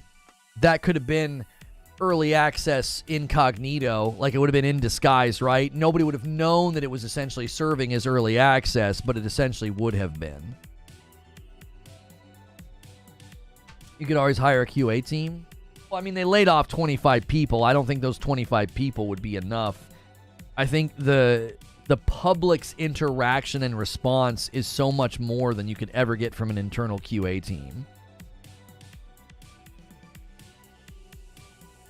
I'll need Schreier's report on what happened with Factions 2. You might get it because the 25 people that were laid off, they were all contractual workers. So I'm assuming they signed NDAs when they came on with the company, and those are probably still binding. But given how this kind of played out and given what the internal sources are saying, they might be sort of anxious to talk. Yeah, 25 people at Naughty Dog were laid off. I don't think that's the front burner on the story. There were obviously people running with that. There are people who have an anti-Sony bent, and they were like almost gleefully celebrating the fact that like, oh yeah, look at this, trouble at Sony. It's like 25 contractual workers. Like, are you serious? Were you that worried? Like, I had so many people hand wave and say it wasn't a big deal that like 100 people got laid off at 343.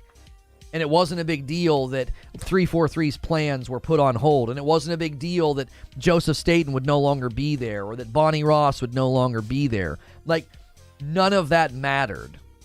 But then 25 people, 25 contract workers get laid off at Naughty Dog. And it's like, oh, yeah, man, trouble at Sony. And it's like, what? Are you serious? You think that's concerning? 25 contract workers? Like 1,000 people at Epic just got laid off, and you're suddenly worried. Like, come on, get out of here with your fake worry and concern, right? You're see-through. You're see-through. Anyone see the Arkham Knight on Steam has been updated in the database with a beta branch? Another NVIDIA leak coming through. Oh, an Arkham Knight remaster would be so awesome. That's just business turns into, wow, Sony's in trouble. That's what I'm saying. Like, to me, the layoffs are merely a catalyst into the real story. The real story is Factions 2 is done. On ice, that's done. The convo on Twitter is very disingenuous. I saw even people posting videos, and I was like, Did you have that same energy when 343 laid off more people? Did you have that same energy when Joseph Staten left 343? Bonnie Ross left 343. No leadership change at all. 25 contract workers get laid off, and it's like, oh my gosh, this is terrible. 343 has a total leadership shakeup, and 100 people are laid off, and it's like, nah, that's fine. There's no worry here. This will help them get things back on track. What the frick are you talking about? All signs point to Halo being in really, really big trouble. No future for that game as far as Halo Infinite. No future for Halo Infinite, like, whatsoever. And all that was hand waves when I tried to cover that. I was like, get out of here.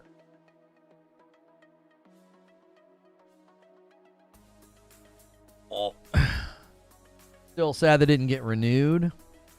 I mean, I'm not dismissing how sad it is and how much of a bummer it is to have your contract basically early terminated at a company. But there's industry-wide layoffs right now. Industry-wide. Embracer Group's doing it. Ubisoft's doing it. Epic just did it. Microsoft already did theirs earlier this year. They already did their round of layoffs. And Sony's sitting over here expanding their teams.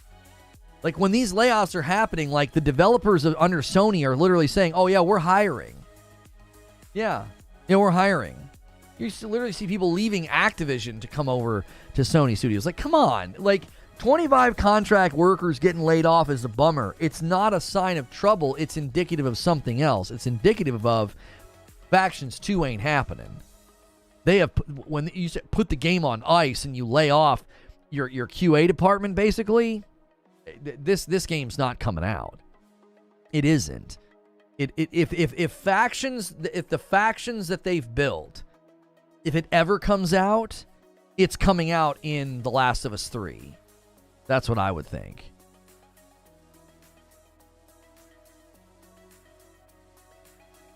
I'm not seeing the spin against Sony for layoffs. Most of the people I watch that cover the gaming industry in general criticize all companies when you have layoffs and what they would be doing instead of laying those people off. Yeah, but laying off 25 people that were likely assigned to quality assurance on a game mode or a game that you're no longer doing, that's just, what are you supposed to do with them? Have them show up to work and not do anything and sit around? Like the one guy in Silicon Valley when he was working at that one place, they just hung out on the roof and, like, drank beers and ate food. Like, how many people that matter are using a measly 25 layoffs to throw in Sony's face? I saw multiple threads and videos saying, "Yeah, looks like things aren't too good over there. Sony's in trouble." And it's like, what? What are we talking about here? You know? I appreciate people covering everything. That's why I covered it. I was like, well, I don't think the layoffs are that big of a deal. I think Factions getting put on ice is a much bigger deal. I think it's a much bigger deal because I think it's more important to go to Naughty Dog and say, hey, update the community. Hey, What's going on with this project? Instead of like going to them and being like, why are you laying people off? Oh my gosh, what's going on at the company? What's going on at Sony? It's like, that's not at all what the story is. The story is, if you just put this game on ice, if this game is indefinitely suspended, then you need to update the public. There needs to be a statement. There needs to be a press release. Cristiano Souza jumps back in as a member plus. Thank you so much.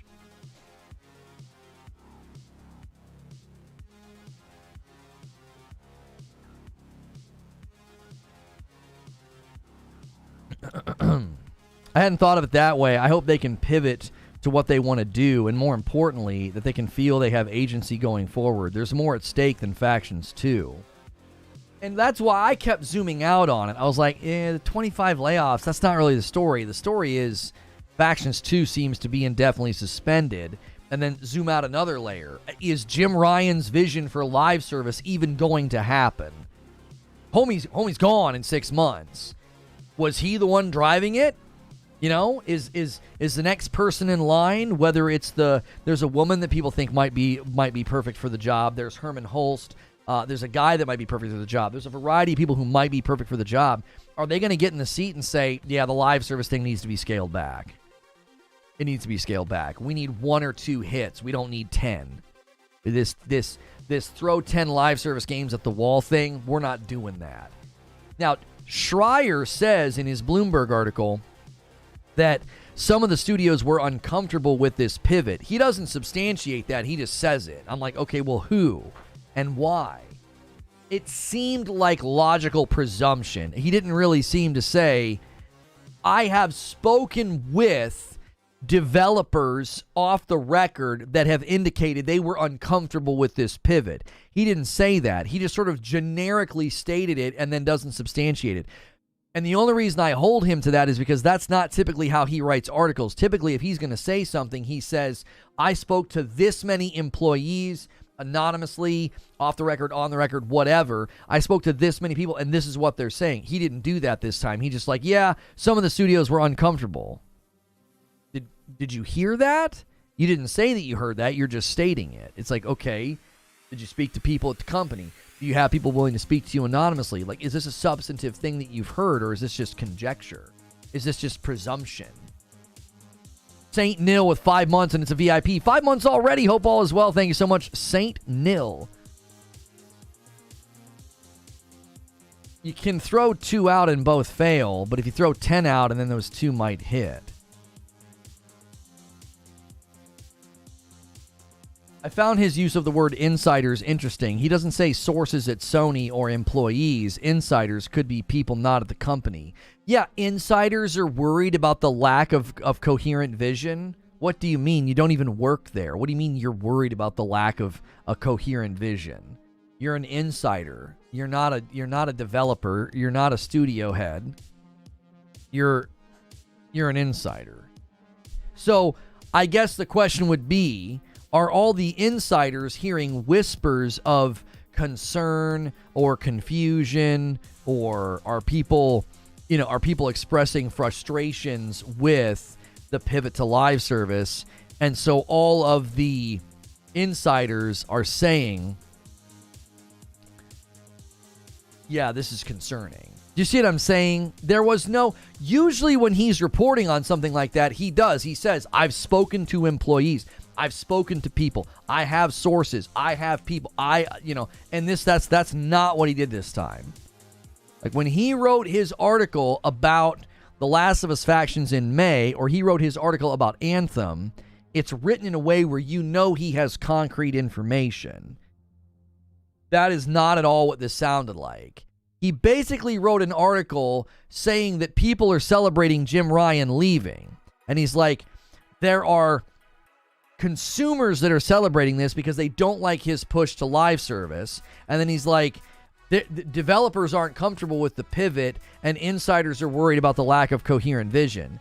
It's like, this kind of feels like a hit piece, like a passive hit piece. Like, yay, Jim Ryan's gone, live service bad. I'm going to weave together vague statements to make it seem like Sony Studios are glad he's gone. And it's like, but you didn't cite any. You didn't say that you spoke to any. You're speaking generically. It just felt very strange. The framing felt strange.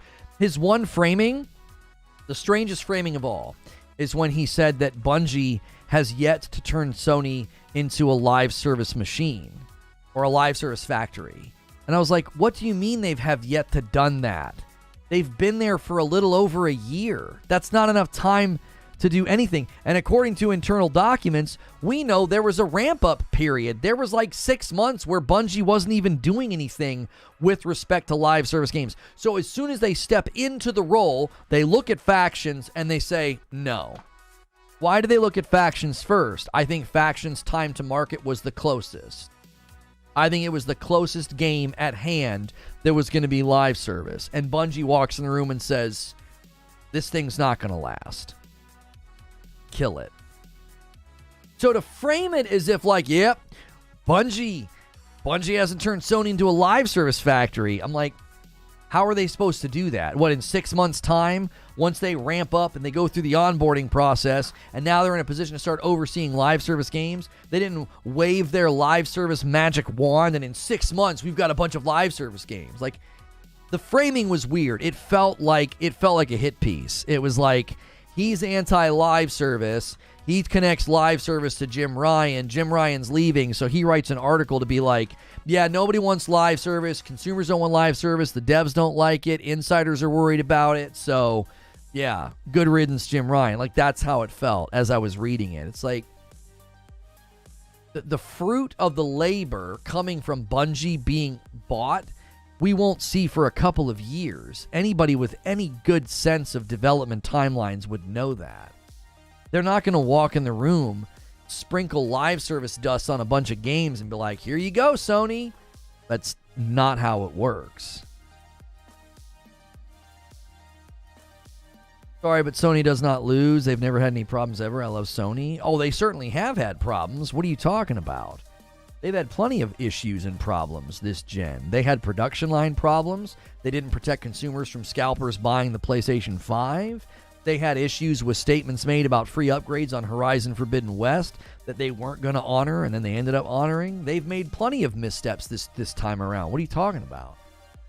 Dave 1D with 9 months. Good evening, awesome people. What's good, Dave? Yeah, their portables have never really landed, so everybody's doubting whether or not the PlayStation Portal will work, you know? Yeah, and the idea that consumers don't love live service is hilarious to me, because if you look at the top games on Steam, Counter-Strike, Dota, Apex, PUBG, Naraka, Bladepoint, top 5 games are all live service.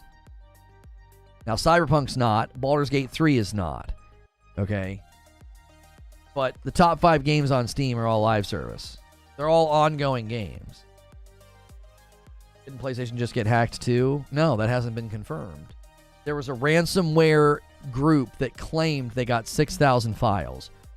They got 6,000 files and some Java stuff, or I don't know, and they were threatening, and nothing has come of it. Now, everybody ran with that story. Again, oh no, Sony got hacked again. Better go with alarmist, false framing videos and articles, but you ignore the 68 terabyte leak of personal information at Microsoft. I didn't report on either because I didn't think either story was that interesting, but the Bungie hack the Sony hack hasn't even been confirmed. A ransomware group claimed they got some stuff. Microsoft, accidentally on their own leaked 68 terabytes of personal information. But oh no, Sony. Oh no, Sony. Naughty Dog lays off 25 contract workers, in the wake of Epic laying off 1,000, in the wake of 343 laying off 100 people, and having leadership leave. And what do? We do oh no, Sony. The disingenuous obfuscation of facts is just, it's ridiculous. It's tiring. You know what I mean? I would imagine that people get tired of false framing and misleading people. It's got to be absolutely tiring. I'll report on both. I'll sit here and tell you that the worst part about this is You had one of your biggest pieces of property and one of your best studios working on something that's not going to come out. That's terrible, right? We don't want to see that. You want these first-party studios working on what they do best and pivoting the live service.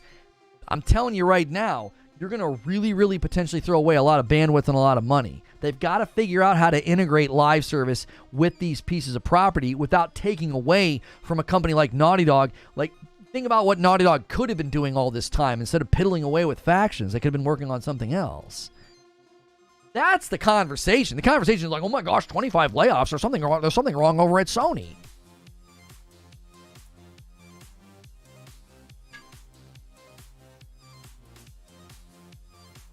$68 terabyte was likely just to cut content from Halo.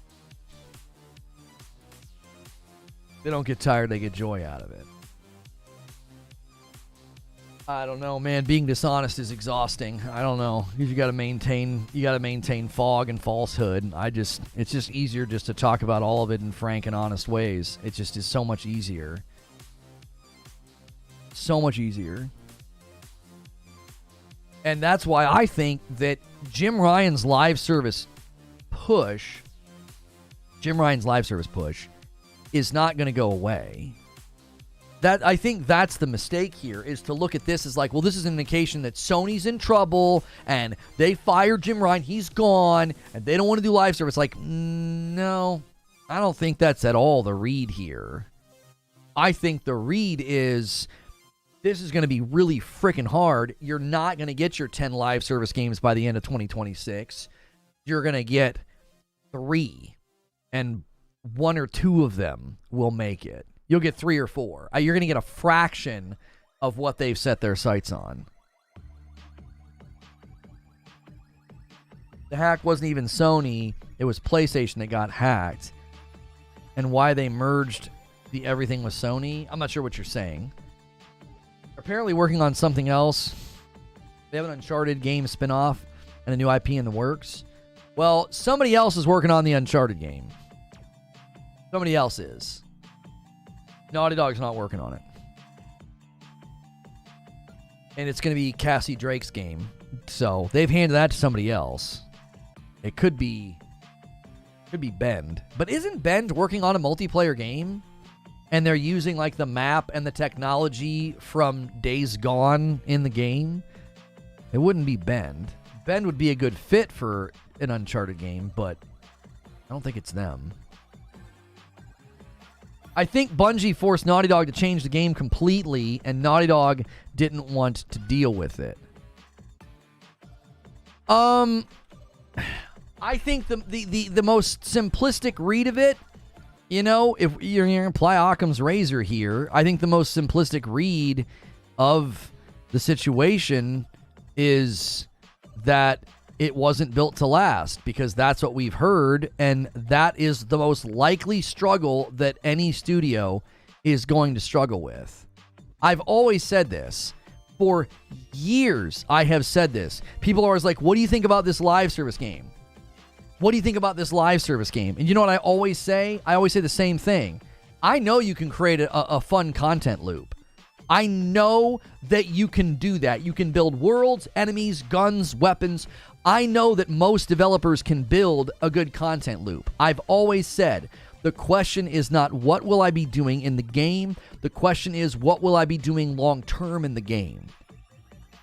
Elasticity and longevity is always what I've harped on. I'm like, if they can't nail that, then pack it up and go home. You're just going to launch a game that won't be here in 6 months. Every time I've looked at these live service games, you know, Project LLL and The First Descendant, and people want to know what I think, I'm like, it looks cool. What is the ongoing content model? What's the ongoing content model? What am I doing in the 3rd month? What am I doing in the 6th month? What am I doing in the 12th month? Do you have a vision for that? And I'm telling you right now, most developers don't even think in those terms. They're like, what? We built a cool game mode. Won't people be wanting to play this in 3 months? No. No. You need a hook. You need something to bring them back. You need a way to create rhythmic engagement. Have you thought about that? How do you foster rhythmic engagement? What are you doing? So it just stands to conventional wisdom in the market. It just stands to conventional reason in the market. It's like, this is extremely common that game companies don't think through. They don't think through these things. They don't think through longevity. They don't think through elasticity. What they think through is, well, we built a game. Isn't that what we're supposed to do? We built a game. We built a mode. No, that you got to do more than that. Think about the institutional knowledge at the average developer right now. What's the institutional knowledge going to surround itself on? What? Audio design, world design, weapon design, boss design, right? Quest design, story. All of the institutional knowledge is essentially things that have been done and things that have been going on for the last 20 years. Like Zubair always says, every game is just Super Mario Brothers in a different realm. That's every game is that. Every game is building on the institutional knowledge of level design, enemy design, antagonist, protagonist, like all those things, all that institutional knowledge. So you're walking into a room of people that have been building skyscrapers for 20 years, and you're asking them, how are you going to take this skyscraper up into space? And they're like, what? We don't do that. We build skyscrapers. Yeah, but where are you going to put the rockets? How's it going to fly? And they're like, what do you fly? What do you mean fly? We built a building. And the live service guys are like, yeah, that's not enough. It's got to fly. So Bungie's coming in the room and they're like, listen, for 9 years, we haven't just built buildings, we built buildings that can fly. And we've had a couple crashes, and we've had a couple real bad situations. But we've learned. And this is how you do it. This is how you maintain rhythmic engagement over a 12-month period. This is how you foster player incentivization in an environment where the new incentivization undercuts the previous incentivization, because you're always putting them essentially on a lateral hamster wheel of moving to something else. So you're undercutting the previous thing that they chased. So you're basically telling them to chase a carrot, and then 6 months later you're telling them to chase another carrot, and that carrot has to be better than the carrot they chased last time, therefore undercutting what they did last time. So you don't want to devalue their investment, but you're trying to foster more investment, and that's a tightrope. That's what Bungie's helping with. Like, what I just broke down for you is one of the single greatest challenges of a live service game. How do you foster engagement? Well, you create player incentivization. You create content loops and dopamine hits, and you get people to do something because then it feels rewarding, and then they're going to do it again. Okay, great. What are you giving them? Well, you're giving them these things right here, and they pile up, they stack up, and they get to celebrate. They're like, here's my character, here's my stuff. And you're like, okay, what are they going to do in the 6 months? Oh, they're going to go get more stuff. Oh, well, but then that's going to mean the stuff they've already got's not as valuable, right? You got to kind of devalue the stuff over here to get them to chase the new stuff. Doesn't that create sort of like an endemic sense of futility? Because now the things they chase devalue the things they once chased, and then they sort of know instinctively that the new thing they're chasing will be devalued eventually, because they've got to chase something again and again and again and again and again and again. And if you can't solve that psychological conundrum, then your live service game is dead in the water.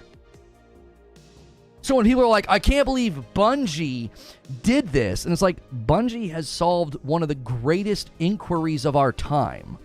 How to keep players in a game for years. How? How do you do it? You're not just solving a mechanical problem. You're solving a psychological problem. You're not just solving well, how much content do we need to make? How many levels? How many worlds? How many guns? How big does a loot table need to be? No. You're asking mechanical questions. You have to ask psychological questions. And if you aren't equipped to do that, the average developer isn't going to have answers to any of those questions. All they're going to have answers for is, this is how many levels we can build, this is how many enemies we can build, this is how many guns, this is how much we can build. And it's like, well, now hang on a minute. Those are all mechanical questions.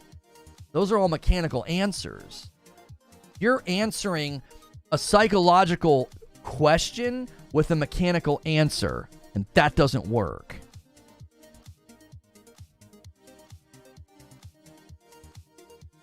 So that's just like a teeny microscopic rant view into why this is such a difficult thing to solve. Did you watch the video? Destiny 2 isn't a video game, it's an addiction. That's the model every studio needs to have. It's not surprising that people have determined there's addictive properties to Destiny because they had a behavioral brain scientist help them with the creation of the game. I think his name was John Hobson. Someone needs to research that. I'm so surprised that's never been fully looked into. They had a guy who was like, he had like a PhD in behavioral brain science. Basically like, all right, how do we tickle their brain enough to keep them coming back? But don't tickle their brain too much, because they'll burn out. And don't tickle their brain too little, because they'll leave. You got to do it just enough to keep them coming back. And then if they go too long without coming back, get the itch. Like, somebody figured that out. And it wasn't some guy that knows how to build levels. It was a guy who specialized in the human brain.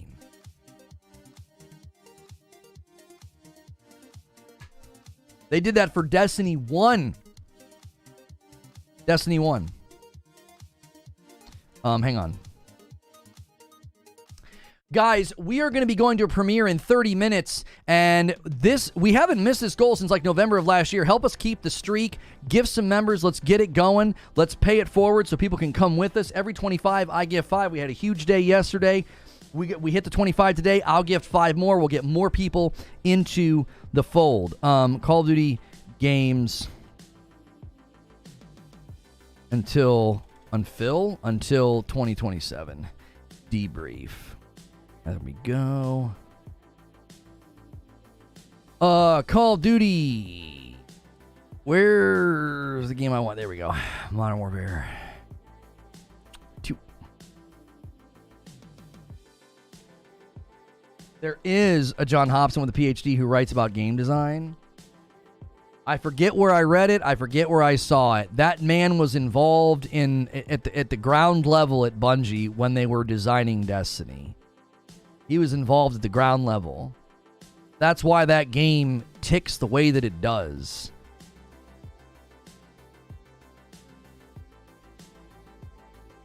This video talks about that guy that they hired. Askcross reacted to the video as well. Oh, so they mentioned that guy in that video. I've been saying that for years. I've been trying to draw people's attention to that for years. I'm like, I don't think you understand. Destiny doesn't just work because, like, the guns feel good. Destiny works because they know how your brain works. Like a lab rat, right? They studied you. They studied humans, and they're like, well, this is what humans react to. This is what's going to keep people in and coming back. And that's why people are like, well, Bungie, why would you get Bungie? With Bungie? Stupid Bungie. Why would you bring Bungie into the picture? Because Bungie knows how your brain works. And if you want a game like The Last of Us Factions to make it out of the 3rd month, you're going to need their expertise. Because without their expertise, guess what you got? You got a game mode. Congratulations. You did something that other people have done for literally the last 20 years. You think... Like, do you really think that you can create novelty in that space? I heard Lono talking about this back in the day with King's Fall carries. Yeah, we talked about it back then. Like, do you really think you can create novelty in the run around and shoot at other people multiplayer space? You think you can do it? There's nothing new under the sun. This is not a good thing. Why are you justifying it? Where have I justified it? I'm simply telling you how it is. Where have I justified it? This is the way it works. They're a business. Like, they're a business. They're not going to sit idly by and launch a game without properly researching the longevity of it and seeing if it'll actually work. You kidding me? I'm just telling you how it is. I'm not telling you this is... I'm not creating imperatives. I'm not creating justification. I'm saying this all makes perfectly good sense. Guys, at the very least, let's hit 300 likes today. We peaked at like almost 600 viewers. If you're lurking and listening and enjoying, that's a free way to support the video. Make sure you do that as a daily ritual. It helps us out. If you enjoy this show on the daily, do those things that help us do what we do. They have clear incentives that do not align with your health. They're in the money business. Eugene says, why is it bad? Yeah, I mean, you realize that like every product in existence does this, right? They do market research. They look into like the psychology behind what color will you react to the strongest on a logo, on a billboard, on an advertisement, on a commercial. This isn't like new. Bungie's not like clever and thought, you know what we should do? We should consult with a psychologist. That's been going on since the dawn of psychology.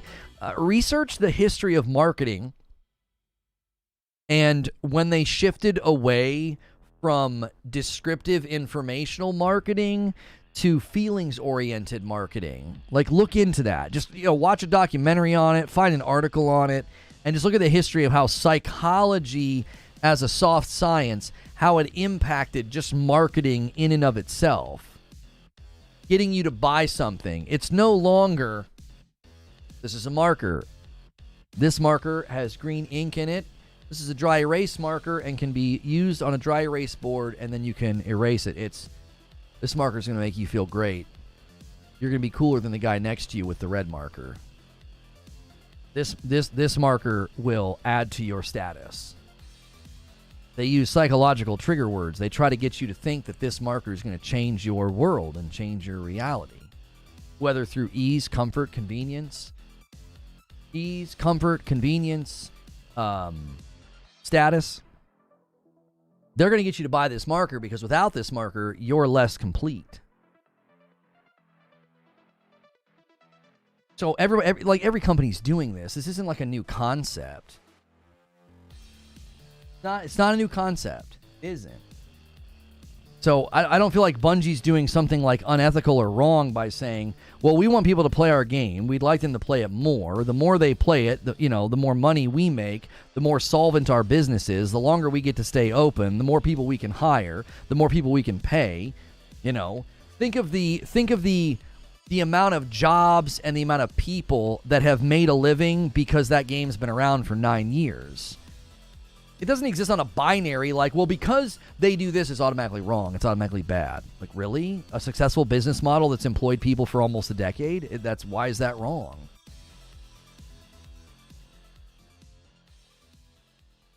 I buy something because it's good, not because I was manipulated.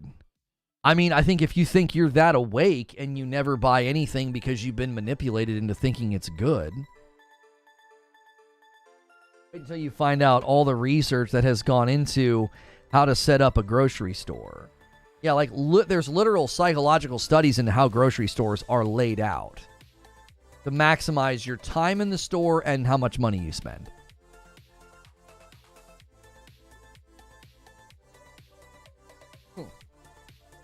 There's a reason most fast food restaurants use red in their logo. This is not a new concept. It's not. Guys, in 23 minutes, we're going to go to a premiere about Call of Duty, its release schedule. We've got a couple of things in the video that I think are very, very important. I make predictions about MW3. Before we do that, let's make sure and hit the 25 member goal. Let's make sure and roll over the like count. I'm a little confused. I wonder if we're on a runner today. The viewership's been higher than everything else. Everything's out of proportion. Chat rate's not lined up. Like ratio's not lining up. And this isn't lining up. I'm not sure if they put us on that front page thing today. So we have a lot of like that passive rotator viewership. But Let's try to do those things before we leave this stream. Let's try to push all those buttons. Because this has been an unusual day. I think YouTube's experimenting with rotator placement, and I think it's making the viewership higher than it actually is. I don't think as many people actually landed in chat today. All those small grabbable items right next to the checkout are there by accident. Right. All that stuff, all the impulse buy stuff at the end, all the candy, all the gum, all of that. Ula Tech gifts a member. He says, "Come on, y'all. We haven't missed this goal. We have not missed this goal in almost an entire year." This was the community's idea. We did this. We started doing this in November of last year. This was not my idea. This was y'all's idea. You're like, let's do this thing where you get 5 every 25. I was like, okay, let's try it. Let's see how it goes. YouTube backend is a mess today. It's super weird. It seems all wrong. It's like we had like 575 viewers earlier, and like the chat was moving like we were having like a low day. I was like, I'm not sure what's going on. I don't think that we were actually at that view count. Another gifted member from Zubair. He lays it up. 5, a 20 bomb. We'll send it home. The layout's just a small part of it. You have no idea. That boy Zubair finally gifted. He gifts a lot. He gifted yesterday. He gifts a lot. He gifts on a regular basis. It's insane how much effort went into it. Rob V gifts a member. There we go. Let's single do it. Let's single gift it all the way. Single gift it all the way to 25. There we go. Thank you so much, Rob V. I quit drinking coffee since I've seen animal shelter ads. Really? Subtext with a 10 spot says, "I'm late, but my challenge with the faction story is whether it was a bad game or not. The initial report was about long-term viability. It will suck if it was a fun game killed by other factors." Kenneth jumps in and gifts a member. He says, okay, I'll do one. I'll match. He says, I'll match what Zubair does. He matches what Zubair does. And Zubair says, are you Abe's alt? Yeah. Giving Zubair crap. Thank you for the $10 super chat subtext. I think here's the challenge with your position, subtext. Here's the challenge with your position. Can it be a good game if it's designed to be live service and doesn't last? Are we watching the Diablo 4 live stream in members? No. I don't care what they do with that game.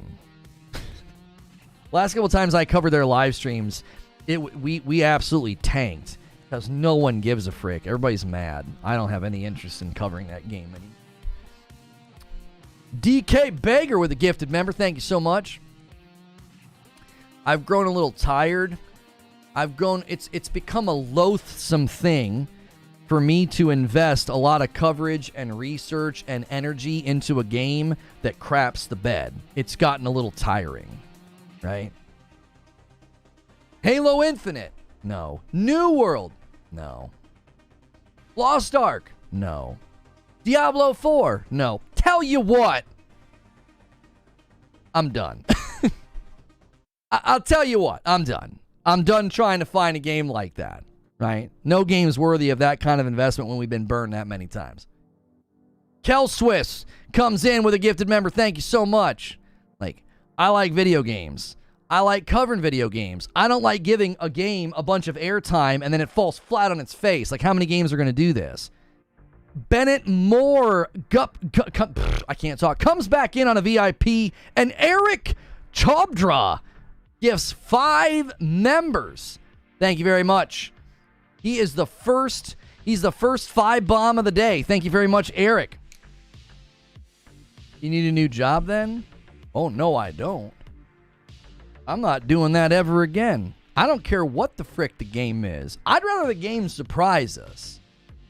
Like, if a game like that comes out and surprises us and it takes off and it's awesome, cool, let's start covering it. But I'm done doing all this groundwork, all this legwork, all this research, and they're like, here's the game, boom, and it falls on its face. It's like, no, I'm not doing that again. Halo, New World, Lost Ark, Diablo, you know, let's go one more round and see what happens. I'll tell you the truth. I think the problem is people want People are rushing games to market because they want live service to work.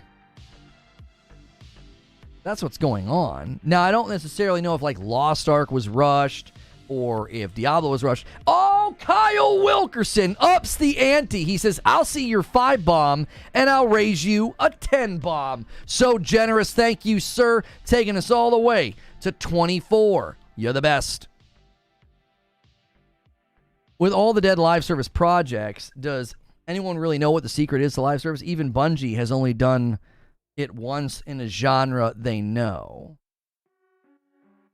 I don't know if genre determines it, though. And they're not the only one. They're not the only one. Final Fantasy XIV, Elder Scrolls Online, 8 years of Diablo 3. A single gifted from DK Bager. He takes us to 25. And then the Agent of Chaos comes in. 26 from Rabbit rolls the gifted membership total over. We haven't missed it in almost an entire year, and you guys kept the streak alive. I will give 5 members when we go to the premiere. Thank you guys very, very much for doing that. And another one from Saul. Thank you so much for gifting a member, taking us to 27. Another one from Mark Rivas. I appreciate that very, very much. There we go. Diablo Dark Matter, how are you? Was there concern with Lost Ark being rushed? I mean, rushed isn't the right word for Lost Ark and Diablo 4, but I definitely feel that there are a lot of games that they're trying to get to market first with live service. They're like, well, if we can get out there first, we can do it. We can be the one. You kind of saw that. There was like a gold rush with Battle Royale games. There was like a gold rush where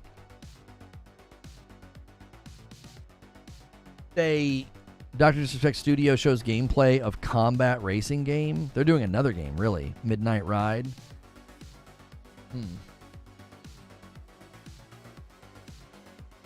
But I think that like, everybody was trying to get a Battle Royale game to market. That everybody's trying to get a looter shooter to market. Everybody's trying to get a live service game to market. Like, everybody's trying to do it.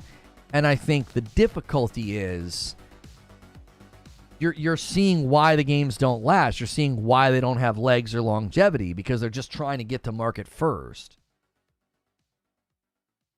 I still believe that somebody is building the next great looter shooter. Somebody's going to take the crown from Bungie. Nobody is king forever. It was H1, then it was PUBG, then it was Fortnite. Nobody's king forever, save one. Nobody's king forever. So I don't think they're the last game in town. I think somebody's building one right now. I think other people are trying to rush. Like, we want to be the next big looter shooter, and they're rushing and they're failing. I don't know who's going to build it. I don't know if it's going to be Project LLL. I don't know if it's going to be First Descendant. I think the real challenge with those games is art style. They look generic. I think there's this weird Unreal Engine valley of they go for photorealism and they go for like cool looking characters and cool guns, and it doesn't stand out with respect to art style. So it looks generic. Like Project LLL, and then you look at First Descendant and you're like, so similar. I think you need better art style. You need something to look like, like I think of Borderlands, a really, really well-built, long-tail Borderlands online, like an MMO, I think could be amazing. Why? Borderlands has an art style. You know exactly what you're looking at. Like, that's Borderlands. And I think that's something that needs to be iterated on. I think developers have to start thinking about their art style, because we've gotten so close to like every game just being able to utilize great lighting, great shading, great textures, photorealistic environments and characters and models. And so you end up with just a bunch of generic looking environments. Oh, here's some buildings. Here's some enemies. Here's some guns. Here's some abilities that you can pop. And go have fun. You're like, well, this kind of looks like the last game that I was looking at. You know? Is the next evolution for games, or is live service the final form? I don't think live service is the final form. I think live service is an undercurrent beneath everything that comes out in the future. right? I think live service is an undercurrent. Kind of like what Todd Howard said, right? He says he feels like everything that comes out is an RPG. Everything has XP. Everything has leveling. Okay, well, everything seems to be leaning towards live service, battle pass, ongoing. Like, every single game seems to be leaning toward that. Even if it's not as apparent or evident as like a game like Destiny, it'll be more understated. A game will come out, and then a couple months later they release something, or a couple months later they do something. It'll be a little bit more understated. They'll start experimenting and dabbling. That's why I think some companies need to consider releasing their game in early access, because, like, let's just take First Ascended as an example with their betas. I would say once they feel like they have enough information, they need to release an early access version of the game and let the community help shape it. And then in 2 or 3 years, you're going to have a well-built game. You can have your 1.0 launch, your 1.0 moment, and you have this fully orbed package that the community has essentially helped symbiotically build. Yeah, or like a live service undercurrent that's not as strong or not as stated like in GT7. It's a live service game, but it doesn't feel like a Fortnite. It doesn't feel like a Warzone. Just feels more understated. I think live service will be an undercurrent in the market for the foreseeable future because budgets are just too big. They have to have revenue currents that are ongoing. They do. I think it's unavoidable. Unless you want to pay $150 for a video game. That's a whole other topic. Guys, in 10 minutes, we're going to be going to a premiere. I really am confused here. We need 13 more likes, lurkers. Y'all got to help me today.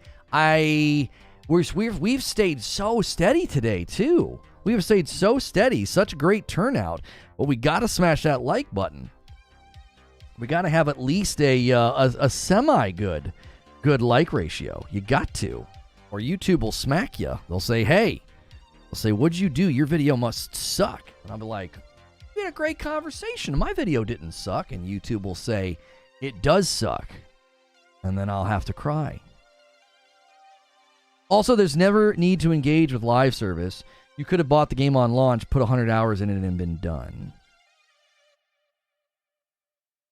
I mean, so that's almost like a hybrid model. So can you build a hybrid model live service game where you say, okay, you don't have to engage with the ongoing content, but the ongoing content is there for the people that want it. And then I think like a Borderlands could work really, really well for that. Oops, I forgot. Yeah, I don't know. I don't know what was going on. Usually when I call for it, we steamroll it. I'm like, hey guys, let's hit the next milestone. And we're like, and we fly past it. I usually only say something like on the hour. I'm like, yeah, it's been an hour. Oh, we're at the 2-hour mark and we're totally fine. Today, I wasn't sure what was going on. The other day, people couldn't even click it. So I wasn't sure if that's what was going on. Somebody told me the other day, they're like, I can't even click the button. And we had 0 likes. It was really weird. It was during a members only stream. Which likes don't matter in a members-only stream. But they're like, I can't even push the button. I was like, I don't know. They're messing with the UI again. My videos the other day, when I went to search, they were like side by side instead of vertically stacked. Has that happened to anybody else? I literally went to search for a video on YouTube, and instead of doing a vertical stack, it did like a side-by-side stack. I was like, what the frick is going on? And then I refreshed, and it fixed it. I don't know what's happening. I think they're trying to roll out some new things for the UI and like channel pages, and I think it's messing with stuff. Even the chat's different now. I can like click on each individual chat message, and I have more options than I used to. No one wants to see Lono cry. That's from Adam's Eyes Only. That's right. A big thank you to whomever gifted me a membership. Yo, good to see you, Fat Lump. I can't cover it this month. You've been around a long time, Fat Lump. That's why I love the fact that we have so many gifted members every single month. We still have not gotten Fee to membership. I don't know how that's even possible. He's been here so much since he lost his account, so he had to switch accounts. So that Mark Miller in chat, that's Feed. That's he's dope shirt. Thank you. Your videos were changing sizes? Somebody today, people were saying they got ads during my monologue. I was like, I'm not running any ads. You shouldn't be getting ads during the monologue. My homepage loads different the last couple of days. The video boxes load in a small formation and then changes. Yeah, I don't know what they're doing. Maybe that's why the light count's weird today. Maybe people were pushing it and it wasn't counting or something. I don't know. Yo, my man Wooly with 5 months. Brother, I quit Twitter. Well, defo keep enjoying your content. Let me know you find out about Fristrom.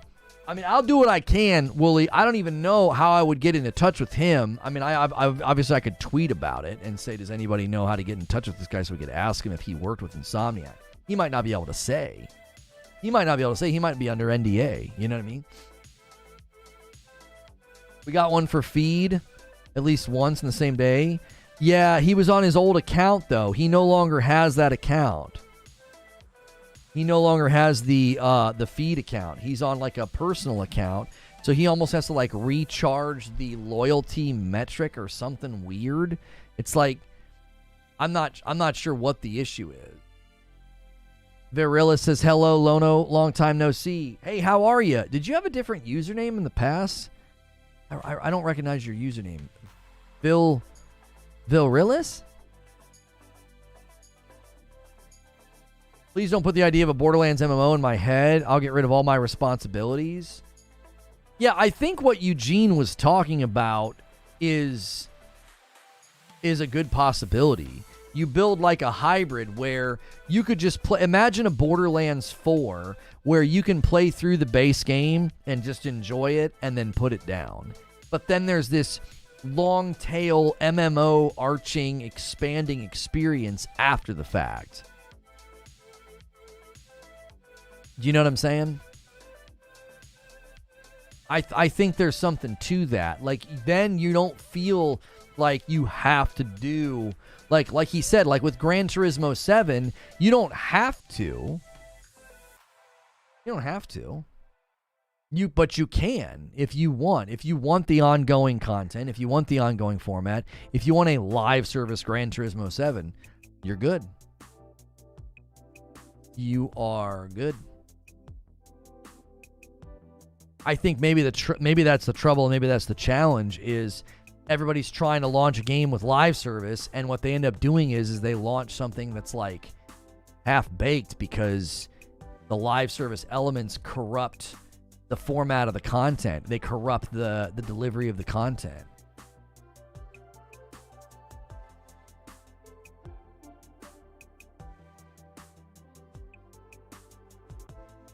DP Warwall says, nice pog. Nice pog what? What happened?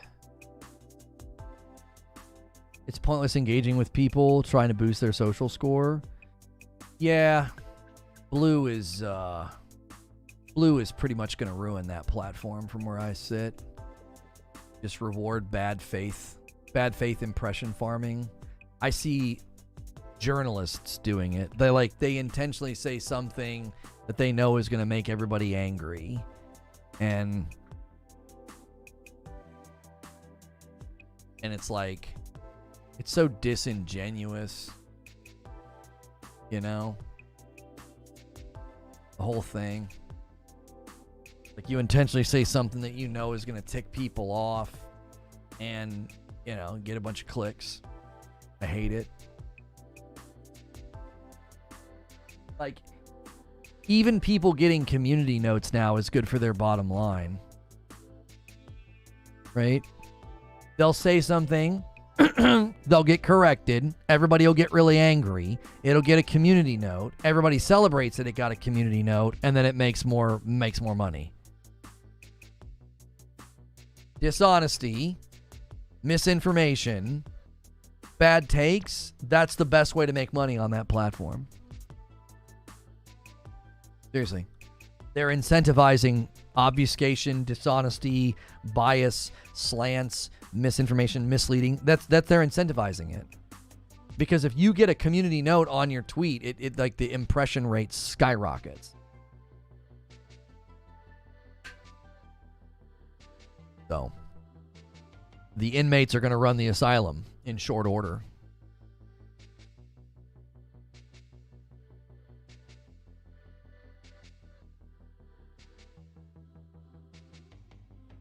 in short order.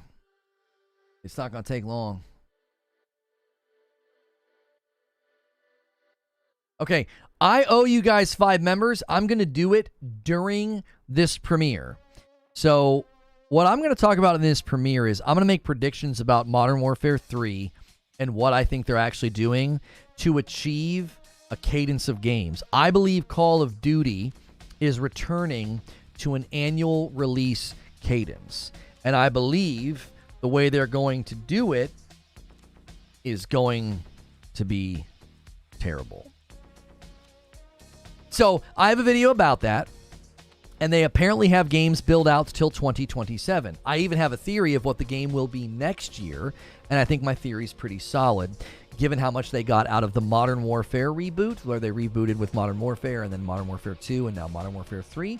I'm pretty confident that I know what they're going to do next year, so I also theorize about that, and that is where we are going to go. Now, do me a favor, smash a like button on this video. We could probably easily get 70 more likes on this video. I'm not sure what happened today. Likes were really light. It could have been YouTube acting up.